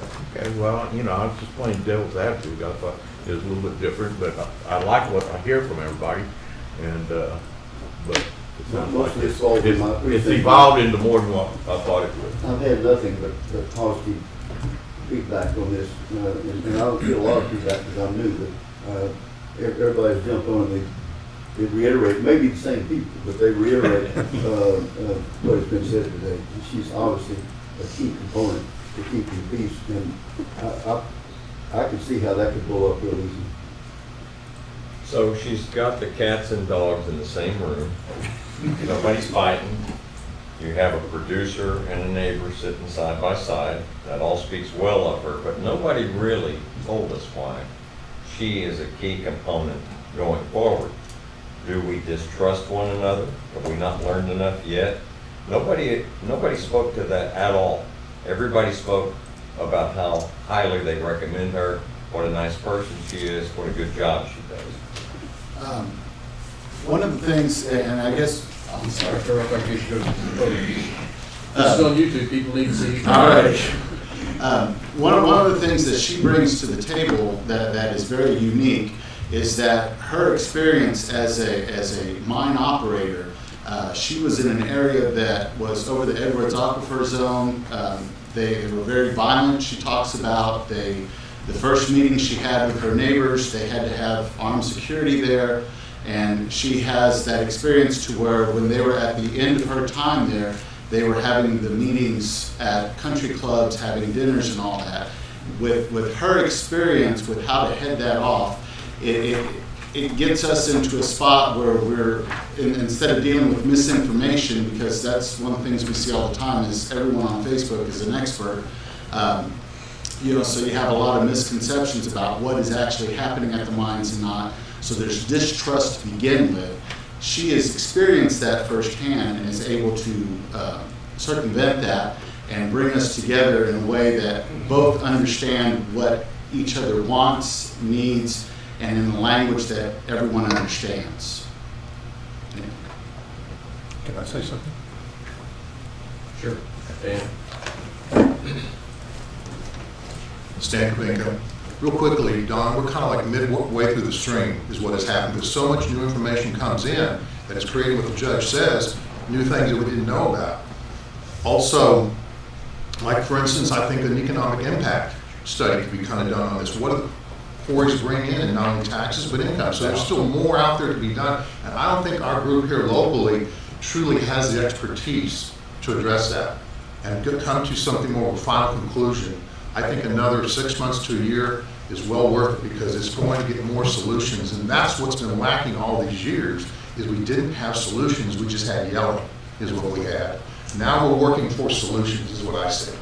And let me give a couple of concrete examples to address your concern. When Ingram Ready Mix decided that they wanted to move their operations from up here off Sidney Baker out to where all the other quarries are out there in Houston too, they applied for a permit, and there was a lot of misunderstanding and apprehension about how much more traffic, how much more dust pollution there was going to be, and all these concerns. Well, Jill understood that because that was a concrete batch plant that he was putting out there, the entrance was going to have to be paved instead of the dirt roads that they have in some of the other quarries. Well, what that ended up doing, she went and explained it to all the homeowners out there and the businesses to say that this is actually going to reduce traffic because it's moving traffic out of town to out there, and it's going to be on asphalt rather than on dust. And so a lot of the initial opposition to Ingram Ready Mix coming out was subsided because of the explanation that she was able to give because of her expertise that she knows the business. Remember, I don't know diddly about production. Another concrete example that we have is noise abatement. One of the most nerve-wracking things we have out there for the people that live on that river, and there's nothing that producers can, we thought there was nothing that producers could do, and it turns out that there was, is the backup noise that you have to have on that heavy equipment out there. And I'm telling you, it'll drive you crazy just listening to it. Sure. And there was tremendous friction between the homeowners and the businesses out there and the producers over that sound. And Jill has been successful in getting all of the producers to voluntarily put quackers rather than that obnoxious sound, which is still an alarm for the people so they don't get run over by the heavy equipment. But at the same time, it's much more palatable for everybody out there. And that's the type of expertise. She ran all of those to ground before we showed up at each of those respective meetings, so that problem was solved by the time we walked in the door. And so and those are things that I wouldn't know to do. I think what she's doing is very beneficial and will second the motions. But I think part of it would also be, we need an exit plan for Jill. I mean, we don't want her as a permanent consultant. And that's part of the, that's part of one of the things that we need to look at is that, and I think she'll be honest with us, is how much longer is she really needed here? And what do we do when she is no longer here? How do we keep the whole process moving? A game plan going forward. Right. That's kind of what I was asking, Well, we all heard about the benefit before all of this was established. And then we heard back that it was working well. And so we probably did, like Stan said, we got a little ahead of ourselves and we're in the middle of it. We had hoped to be done by now. So it's a question of timing. But the goal should still be that we wean ourselves off of professional help and take care of ourselves, I think. At least that's what it looks like from here right now, it may not later. I agree. So we're looking at trying to negotiate something for the 6 months, no more than 12? What's the motion?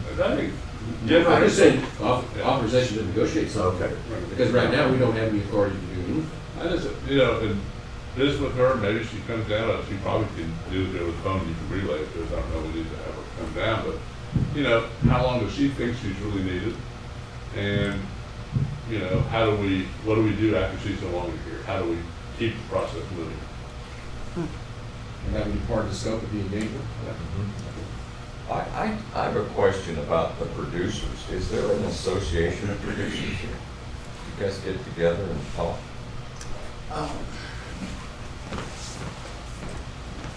There are multiple different organizations that producers can get together. There is no set standard. I don't know of any organization that all the ones in Kerr County are a member of. I know us ourselves, we are not currently a member of any type of organization on a professional level. The only time I've seen all these producers together at one time is at our meetings. I don't know how much they speak to one another. You know, with our volunteer fire department, for example, they have their association, a lot of different organizations. It might be beneficial if I'm not telling you what to do, but at least for them to be at these meetings and then talk separately. Wouldn't hurt. No, it wouldn't. It'd be an efficient way to get consistent best management processes, you know, across the county. Any other discussion?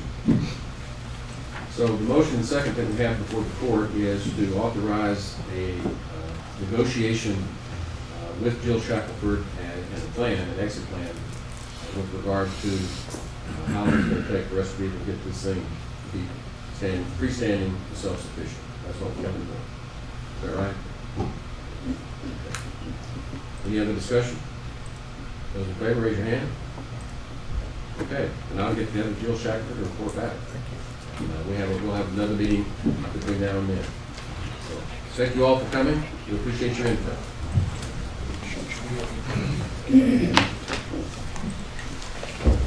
Thank you. Okay, we're running late, I apologize. Time for the 10 o'clock document. I'll start with item 1.14, which is a public hearing for a revision of plat for Paloma Ranch lots 10 and 12. I will convene the public meeting and come to order at this time. Is there anybody here that would like to address the court with regard to the revision of plat for Paloma Ranch lots 10 and 12? Being none, we'll move on to item 1.15, which is to consider, discuss, and take appropriate action for the court to approve a revision of plat for Paloma Ranch lots 10 and 15. Charlie Hastings. Thank you, Judge. This proposal combines lots 10 and 12. They're currently 5.01 acres each into lot 10A. 10.02 acres road frontage will remain on Paloma Ranch Road. A side note, Paloma Ranch Road is currently under construction. However, that didn't preclude the owner from revising these lots into one lot. I talked with the owner surveyor. Why are they doing this? And it's because they would like to build. They own both lots and they'd like to build right there on the lot line. So county engineer requests the court approve a revision of plat for Paloma Ranch lots 10 and 12, plat file 21-10485. This is precinct 4. And we just held the public hearing and no one spoke. I move for approval. Second. We have a motion and a second to approve the plat revision for Paloma Ranch lots 10 and 12. Any other discussion? Those in favor, raise your hand. Unanimous, 5-0. Thank you. Item 1.16, consider, discuss, and take appropriate action on a request for extension of preliminary plat for the YOHQ Ranches subdivision. Charlie Hastings. Judge, this preliminary plat was approved on May 10th, 2021. Just nearly a year ago. It was by order number 38713, and that order expires tomorrow, May 10th, 2022. The developer is requesting the preliminary plat be extended. There is a letter that is attached from Lee Vogel.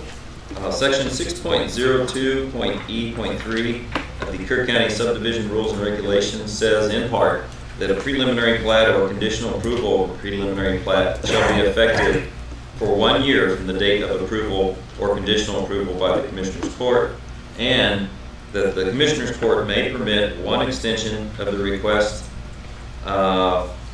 if the request for extension is received before the expiration date of 1 year. As I mentioned before, the expiration date expires tomorrow. This preliminary plat proposes 25 large tracts that are all over 100 acres each, with 2 new private roads. Access to the subdivision will be off of Wyo Ranch Road. A portion of the subdivision is in the floodplain and must meet requirements for development within the floodplain. And I would like to read the letter that we received from the surveyor for this subdivision. It's from Lee Vogel, dated April 27th, 2022. The subject is extension of preliminary plat for YOHQ Ranches subdivision. It says, Charlie, the preliminary plat of YOHQ Ranches subdivision was approved by Commissioners Court on May 10th, 2021 by court order number 38713. Since then, the development was put on hold because the owner was selling the property. The sale of the property occurred on February 25th, 2022. The new owner wants to move forward with getting the final plat approved and recorded. On April 19th, 2022, I submitted the final plat and routing slip to your office in hopes of being on the Commissioners Court agenda for approval at their meeting on May 9th, 2022, prior to the 1-year expiration of the preliminary plat. It appears now that there are a few items that have not been completed, specifically the final approval of the roadway construction plans and the financial guarantee for improvements, so they're not quite ready for the final plat. For those reasons, we respectfully request the Commissioners Court grant an extension of the preliminary plat at their next meeting on May 9th, 2022, prior to the preliminary plat expiration date. This request is made pursuant to item 6.02.E.3 of the Kerr County Subdivision Rules and Regulations. We understand this is a one-time extension, and the extension period will be at the discretion of the court. Please place this request on the agenda for the next meeting of the Commissioners Court on May 9th, 2022. Let me know if you need any additional information. As always, thank you for your help in these matters. County Engineer requests the clerk consider, discuss, and take appropriate action on this request for an extension of the preliminary plat for YOHQ Ranches subdivision. It's in Precinct 4. I was going to ask Lee, but I see you left. Benny's here. Huh? Benny's here. Yeah. This is the original deal that Eric White brought for us, wasn't it? In the, Yes, sir. Nothing has changed. All the lot lines and roads are the same. yeah. I move for approval. Second. Okay, we've got a motion and a second to approve the extension of the preliminary plat for the YOHQ Ranch subdivision for what, a year? For 1 year? No more than a year. No more, not to exceed 1 year. Any discussion? Well, frankly, I know we can't require preliminary plats anymore, and I'm just grateful that our local surveyors are working with us to do that. It's very beneficial to the county to have the time to be able to review these. And it's this type of cooperation that I would hold out to all the other developers out there, engineers and surveyors working with them to use as a model. And I'm greatly in favor of extending this to get it right. So with that, those in favor, raise your hand. Unanimous, 5-0. Next is item 1.17, consider discussion take appropriate action for the court to set a public hearing for 10 a.m. on June the 13th, 2022, for a revision of plat for the Wild Ranch Lands Tracts 46B, 46C, and 49A. Troy Hastings. Thank you, Judge. This is a bit older of a subdivision. It's been around for a long time. It's in volume 6, which tells me it's pretty old. This proposal adjusts and combines 3 existing tracts into 2 tracts. Tract 46B, which is currently 42 acres, tract 46C, currently 42.05 acres, and tract 49A, currently 45.88 acres, will be revised into tracts 46BR and 49AR. Tract 46BR will be 63.03 acres with road frontage on Camino Wyo West. Tract 49AR will be 66.90 acres with road frontage on Camino Wyo West and Indian Camp Road. County engineer requests the court set a public hearing for 10 a.m. on June 13th, 2022 for a revision of plat for Wyo Ranchlands Tracts 46B, 46C, and 49A. It's in two different subdivisions, Volume 5, page 345, and Volume 6, page 128. This is Precinct 4. I move for approval. Have a motion and a second to approve setting a public hearing for 10 a.m. on June 13th for revision of plat of the Wild Ranch Lands Tracts 46B, 46C, and 49A. Any discussion? All in favor, raise your hand. Unanimous. 1.18, consider, discuss, and take appropriate action for the court to approve the final plat with Classic Hunt Edition. Charlie Hastings. This proposal creates 3 lots. The property consists of 3.43 acres and several existing structures with existing utility connections and existing septic systems. It's in Hunt, Texas. Lot 1 will be 0.55 acres with frontage on Highway 39 and FM 1340. Lot 2 will be 1.48 acres with frontage on Highway 39 and FM 1340. And Lot 3 will be 1.4 acres with frontage on FM 1340. Lot 3 is in the floodplain and must meet requirements for development within the floodplain. The property owner is requesting the court to allow Lot 3 to have 15 feet of road frontage. Section 7.04, access to roads of the Kerr County subdivision rules and regulations, requires 200 feet of lot frontage on an arterial road.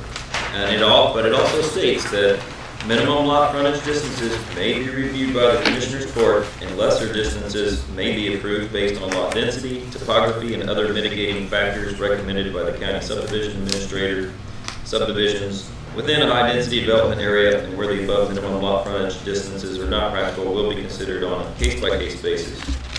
Have looked at this, that 15-foot of access. If you drive by there, you can see it's been like that for a long, long time. That's how they get to the back, and this plat just solidifies all those lines once and for all. County engineer requests the court consider, discuss, take appropriate action to approve final plat for Classic Hunt Edition Precinct 4. I move for approval.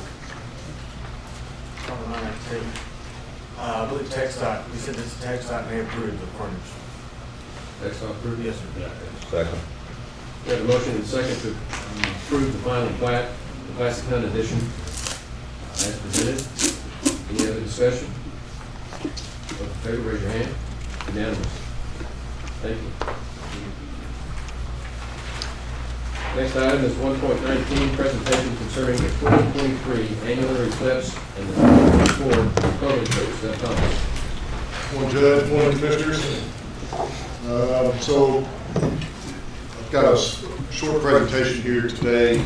What I want to talk about and inform you about is 2 events that are going to be pretty significant for Kerr County, both economically and as far as what resources we have available to take care of them. So in 2023, 2024, we're looking at, next slide, please. The 2023, we're looking at an annular eclipse, which is going to start on Saturday, October 14th. It's going to trace a narrow path of angularity across 8 states. So in order to experience that, you've got to be located with a very narrow area of angularity to witness the eclipse. Next slide, please. You'll just have to notice that the times and durations vary depending on which city you're in, where your location is at the time of the eclipse. Next, please. So the 2023, this is the annular eclipse. These are the 8 states that it's going to go through in the order that it's going to go through. Oregon, California, Nevada, Utah, Arizona, Colorado, New Mexico, and Texas. Next slide, please. Just here locally, some of the places that around Kerr County, Kendall County, where you'll be able to see the eclipse for like Ingram. It'll start at 11:50 a.m. and its duration is 4 minutes and 24 seconds. Kerrville, 4 minutes and 18 seconds. Bandera, 4 minutes and 45 seconds. Next slide, please. So far along as the eclipse goes over the largest city, which it will go will be San Antonio. It gives a little description of that, where San Antonio is. A large diamond-shaped area in the Texas Hill Country. To the west of San Antonio is where the eclipse paths both the 2023 and the 24 eclipse, their paths are going to overlap. And that's going to be in Vanderpool. So the exact center points where the lines cross will be in the tiny town of Vanderpool. So, like it says, if you're inclined, if you want to go to both places to be able to say that, you know, I sat where both eclipses crossed, you can go to Vanderpool. Next slide. Maybe. Do what? Maybe. Maybe. The 2023 eclipse, here they're talking about everybody that's going to be able to come. Kerrville is basically we're right in the middle of where this is going to show up from. You can get here from I-10. It's a quick jump from San Antonio, Austin, any of the large metropolitan areas around the state.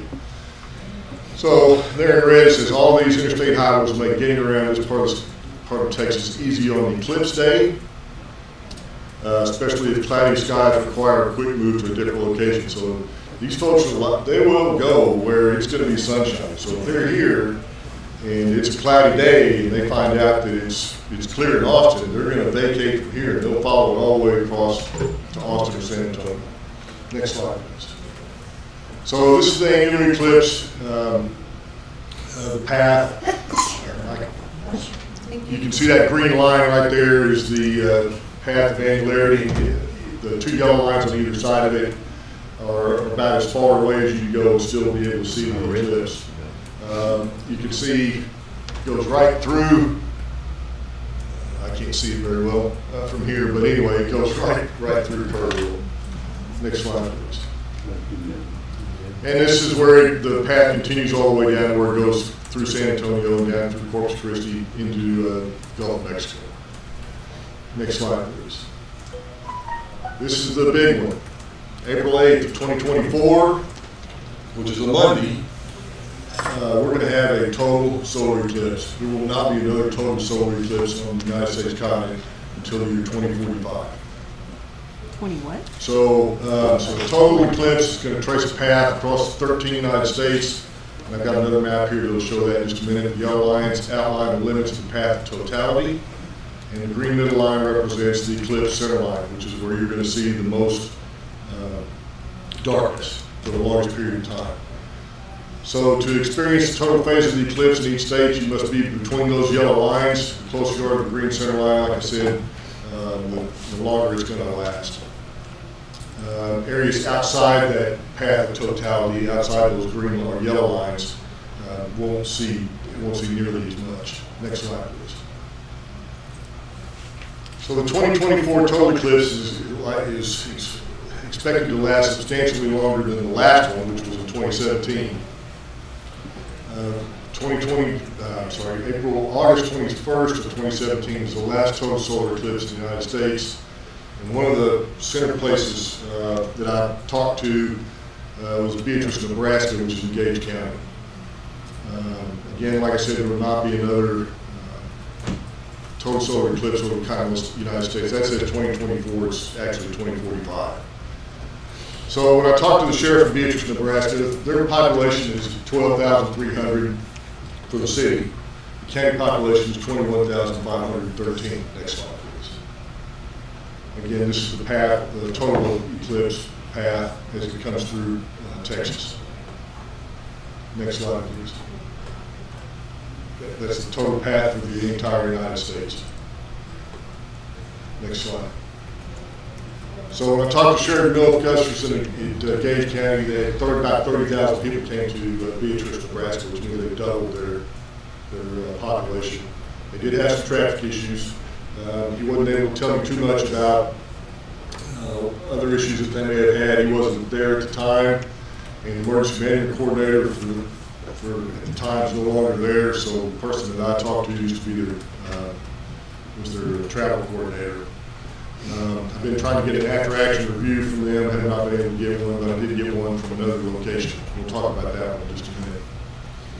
But the sheriff did say the key to their success was planning, and that's what I think we need to start working on here in Kerr County. Next slide, please.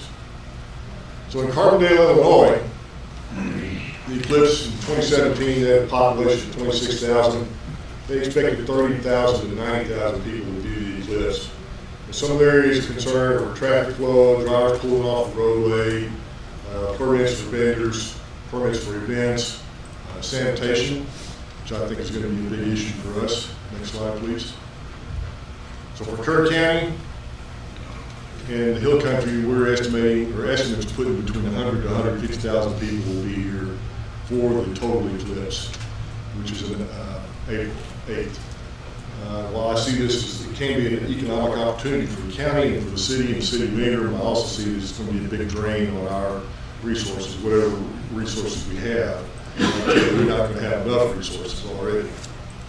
Next slide, please. So what I see some of the challenges are traffic, food, housing, permitting, large crowds, fuel, medical, sanitation. Traffic particularly is going to be difficult, especially for folks getting around town, for first response, firefighters, EMS. 150,000 people in town is going to be a big snarl of traffic. Every hotel room here will be booked up. The airport's going to be full. Every VRBO, every bed and breakfast, everything here will be booked up, not to mention whatever else is going to come into town on the day of these events. And I really look, since the total eclipse is on Monday, I look for those folks to be here probably Wednesday or Thursday the week before to try to mark their spot where they want to go see the eclipse from. In fact, the convention bureau has already said there's folks calling looking for spots already to witness it. So, next slide, please. So this is where both of the 2023 and the 24 total eclipse are basically going to cross. Just to kind of give you an idea of how widespread this is worldwide.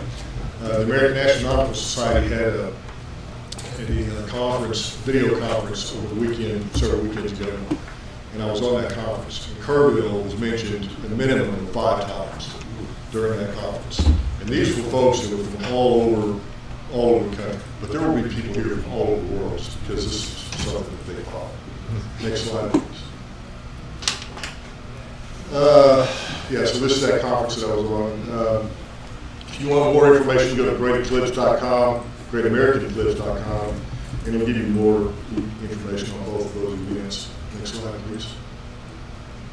So that workshop, like I said, this can be an economic boon for the county, but they also talk about several things for the students. This could be a good deal for students to watch, schools and events to put on, both middle school, high school, upper education.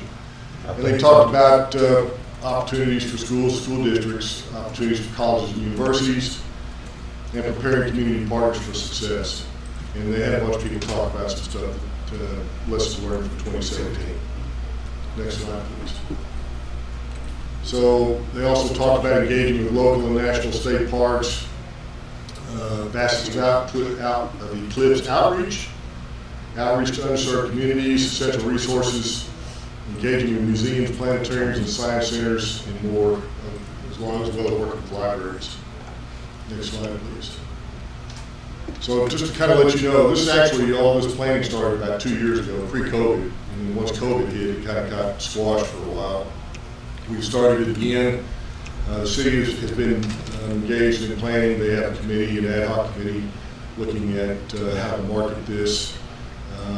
March 30th, I had a meeting for the county on how to plan for this. And these are some of the folks that attended: County Judge, Kerrville Airport, Convention Bureau, Peterson Regional, Ingram ISD, Kerrville, Fire Department's EMC, Road and Bridge, Sheriff's Department. Next slide, please. So our next meeting is scheduled for June 29th at the Hill Country Youth Event Center. And I've also made the list of folks that have come to these meetings is growing day by day, folks that are coming. So now we're going to have TxDOT, Shriner University, Texas Division of Emergency Management has some specific questions for them about what resources the state's going to be able to provide us to handle this traffic. How is does the state have a traffic plan that maybe we're going to be able to piggyback on? And I've also got West Kerr Chamber of Commerce representatives coming to this next meeting. Next slide, please. And these are just some websites you can go to take a look at that were on that workshop.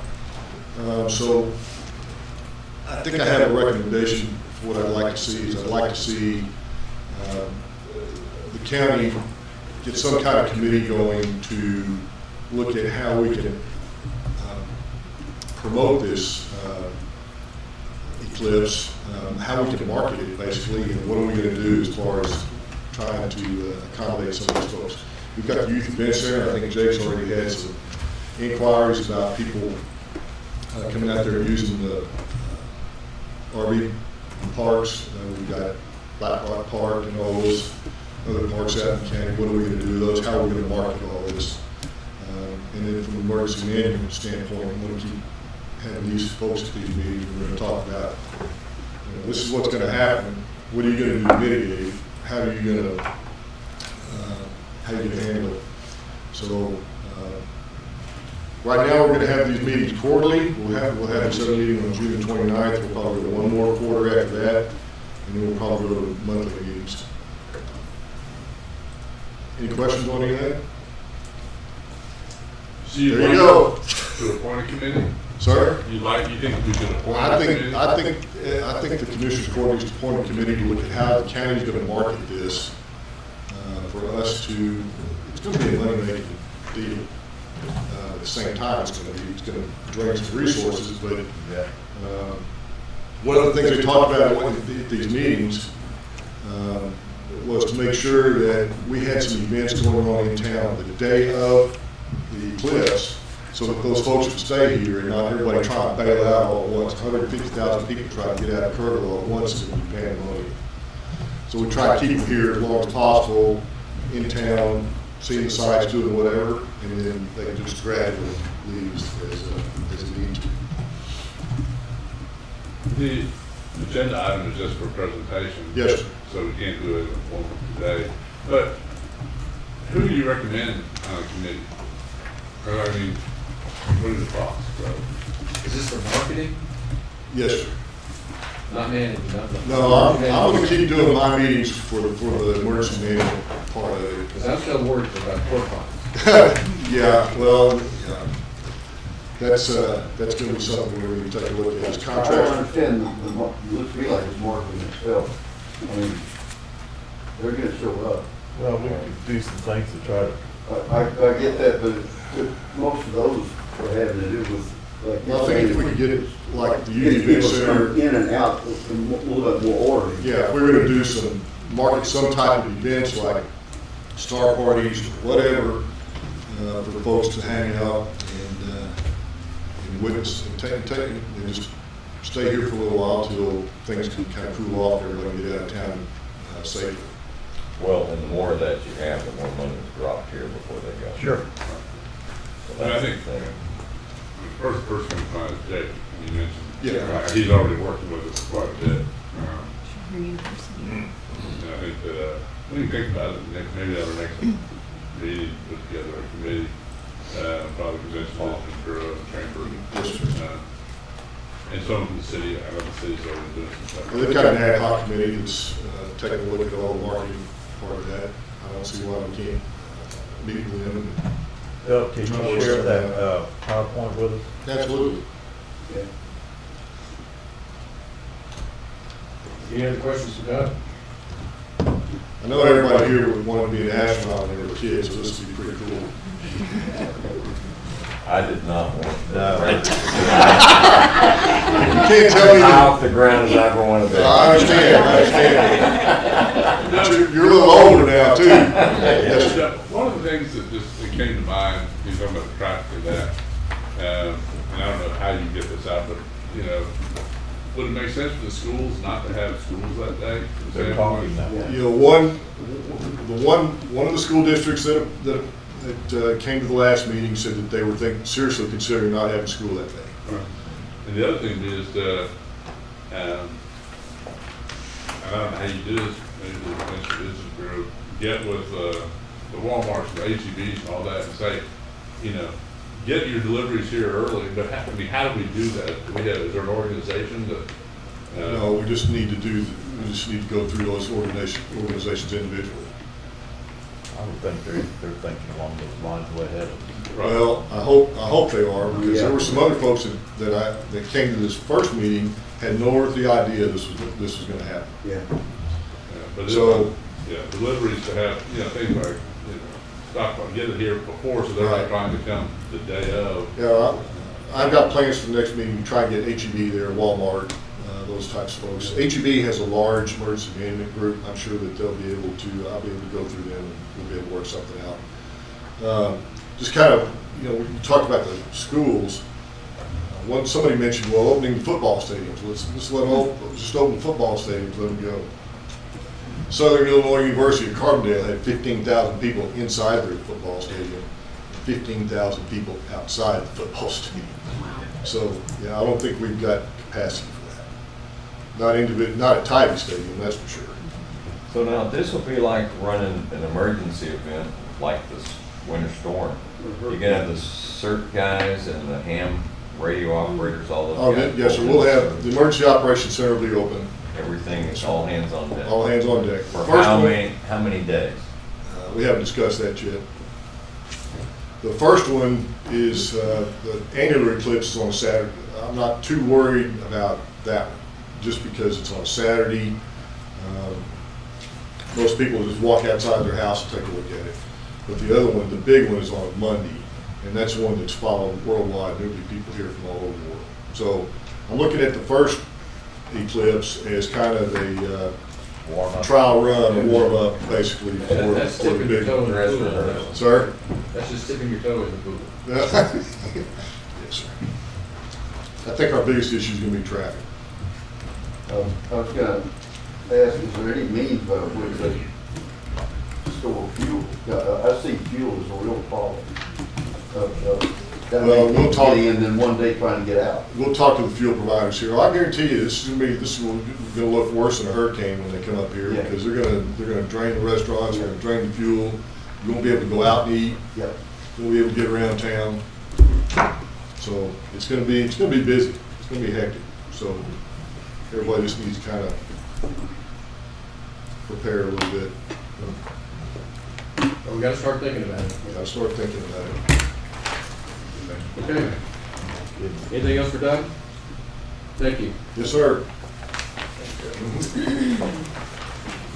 Okay. Last item on the consideration agenda, I think, no, we've got two more items. 1.24, which is considered to be. 23. 23? Yes, sir. 23, 24. 23. Consider, discuss, and take appropriate action on implementation of the burn ban. We renew it, time to renew it again. Make a motion, we implement the burn ban for our policy. Second. Got a motion and a second to implement the burn ban per our policy. Any other discussion? In favor, raise your hand. Unanimous. 1.24, consider, discuss, and take appropriate action to determine whether to allow the retail fireworks permit holders to sell fireworks to the public in celebration of Memorial Day beginning May 25 and ending at midnight May 30. How do we look on that one? Well, we're right there, a part of the county looks like it might be getting close to being over, but it's not. So I'm gonna make a motion that we approve the sale for Memorial Day holiday with the exclusion of missiles with fins and rockets with sticks. Second. We've got a motion and a second to approve the sale of fireworks for Memorial Day, except for missiles with fins and rockets with sticks. Or is it the other way around? No, my question is, in the world, I don't think this is a big holiday for fireworks, and we're in a bad drought and while it's a little bit green now. That's my concern. Most of the. Look at the forecast. I don't see any reason to do it. First, I don't even. I don't know that they sell that many. I don't know. I don't know if they do. I know the church is planning on doing theirs in Ingram, so. I get a lot out where I live. We hear fireworks no matter what. The Sorry. forecast is not real good. I mean, it's not gonna get any better.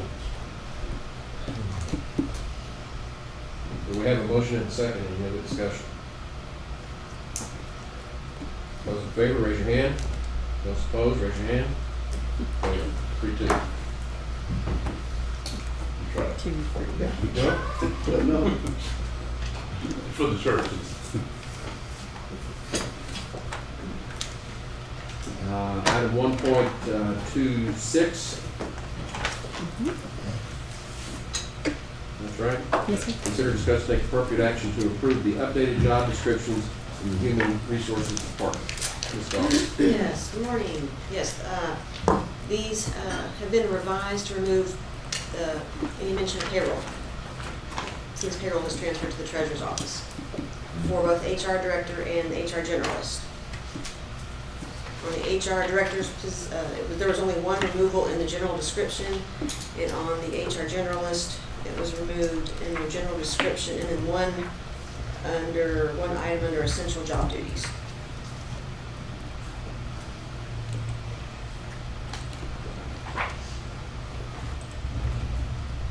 Move for approval. Second.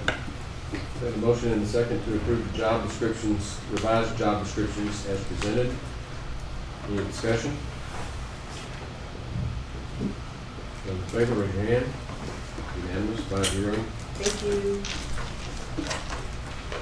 Moving on to the approval agenda. 2.1, budget amendment.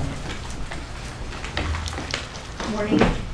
We have 4 requests, budget requests. Constable 3, it's a line item transfer. Environmental health, another line item transfer. Sheriff's Department is a line item transfer. And the Extension Office is auditor certifying new revenue. Move for approval. Second. We have a motion and a second to approve the budget amendments as presented. Any discussion? Those in favor, raise your hand. Unanimous, 5-0. 2.2, pay bills. Today's invoices for consideration is $712,012.42. I move for approval. Second.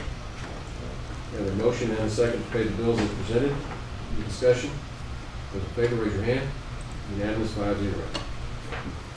2.3, late bills. There are none, 2.4, auditor reports. and there are none. 2.5, monthly reports. Yes. County Treasurer's Portal Report for period January 1, 2022 through March 31st, 2022. For March 2022, Treasurer's Monthly Report, Tracy Sullivan. Indigent Services, HR Director Jennifer Goss. For April 2022, Treasurer's Payroll Report, Tracy Sullivan. County Clerk Jackie J.D. Dowdy. District Clerk Dawn Lance. Constables Precinct 1 Tommy Rodriguez. Precinct 2 Kyle Snyder. Precinct 3 Paul Gonzalez. Precinct 4 Brad Ryder. Justice of the Peace, Precinct 1 Nancy French. Precinct 2 J.R. Holmes. Precinct 3 Kathy Mitchell. And Environmental Health OSFF Director Ashley Batters. I move for approval. Second. Got a motion and a second to approve the monthly reports as presented. Any discussion? Those in favor, raise your hand. Unanimous, 5-0. Court orders.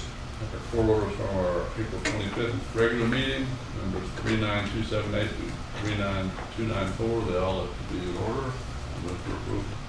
Second. Got a motion and a second to approve the court orders as presented. Any discussion? Those in favor, raise your hand. Unanimous, 5-0. Information agenda, 3.1, status reports from department heads. Mr. Motherall. Morning, gentlemen. I want to advise y'all that starting next week, we are beginning a server replacement for all of our large servers. There will be outages. So I just wanted to make sure everybody is on board and aware. It's all for the benefit of advancement. So that's all I had. Just want to make sure. How are the AgriLife folks doing that? You get them set up for the weekend? They're good. Okay, good. So. Okay. Any other department heads? 3.2, elected officials. Judge and Commissioners, I'm just going to try to keep y'all updated each meeting in reference to the radio infrastructure. Kind of quick update is we're kind of at the end of the road or getting close to the end when we were looking at purchasing a new radio infrastructure. Now that, Harley brought up the lease, we're going to have to regroup. We're going to get back with LCRI and both Motorola to kind of come up with the specs for an RFP. So I'll keep y'all updated. I've been told it's not normal that people usually lease a complete infrastructure, but we'll look at that. We'll try to get some prices together for y'all and come back to the table. That's pretty much it. Thank you. Thank you. Any other elected officials? Okay. Then 3.3, liaison commission reports. Actually, one is update Killdeer Mountain Manufacturing. Their number of employee count is up to about 34 right now. Most of them are local people that they've hired and they're trained. They brought a few in from North Dakota. But they're well on their way to meet their goal of about 50, maybe 60 by the end of the year, probably a little ahead of schedule. So that's good. And the other news is I haven't been in it yet, but our new temporary building at Animal Control is delivered and sitting there. It looks good. Reagan's out this week. Right. So I'm not sure if it's all moved in or not, but looks good. Good. The elections, Bob reported to me there were some problems with AC out there. It got extremely hot. Bruce is here, can attest to that. I spoke to Shane this morning and he's getting on it. Okay. So we'll have another one in a couple of weeks. Okay. Early voting starts the 16th. Any other liaison commissioner reports? The Historical Society is bringing their historical commission, I should say, is going to have the camp for kids next month. So they're a good deal. They're publishing their reports on invitations for kids. Very good. Okay, we don't have any items on the agenda for executive session. So that concludes our commissioner's court meeting. We are adjourned.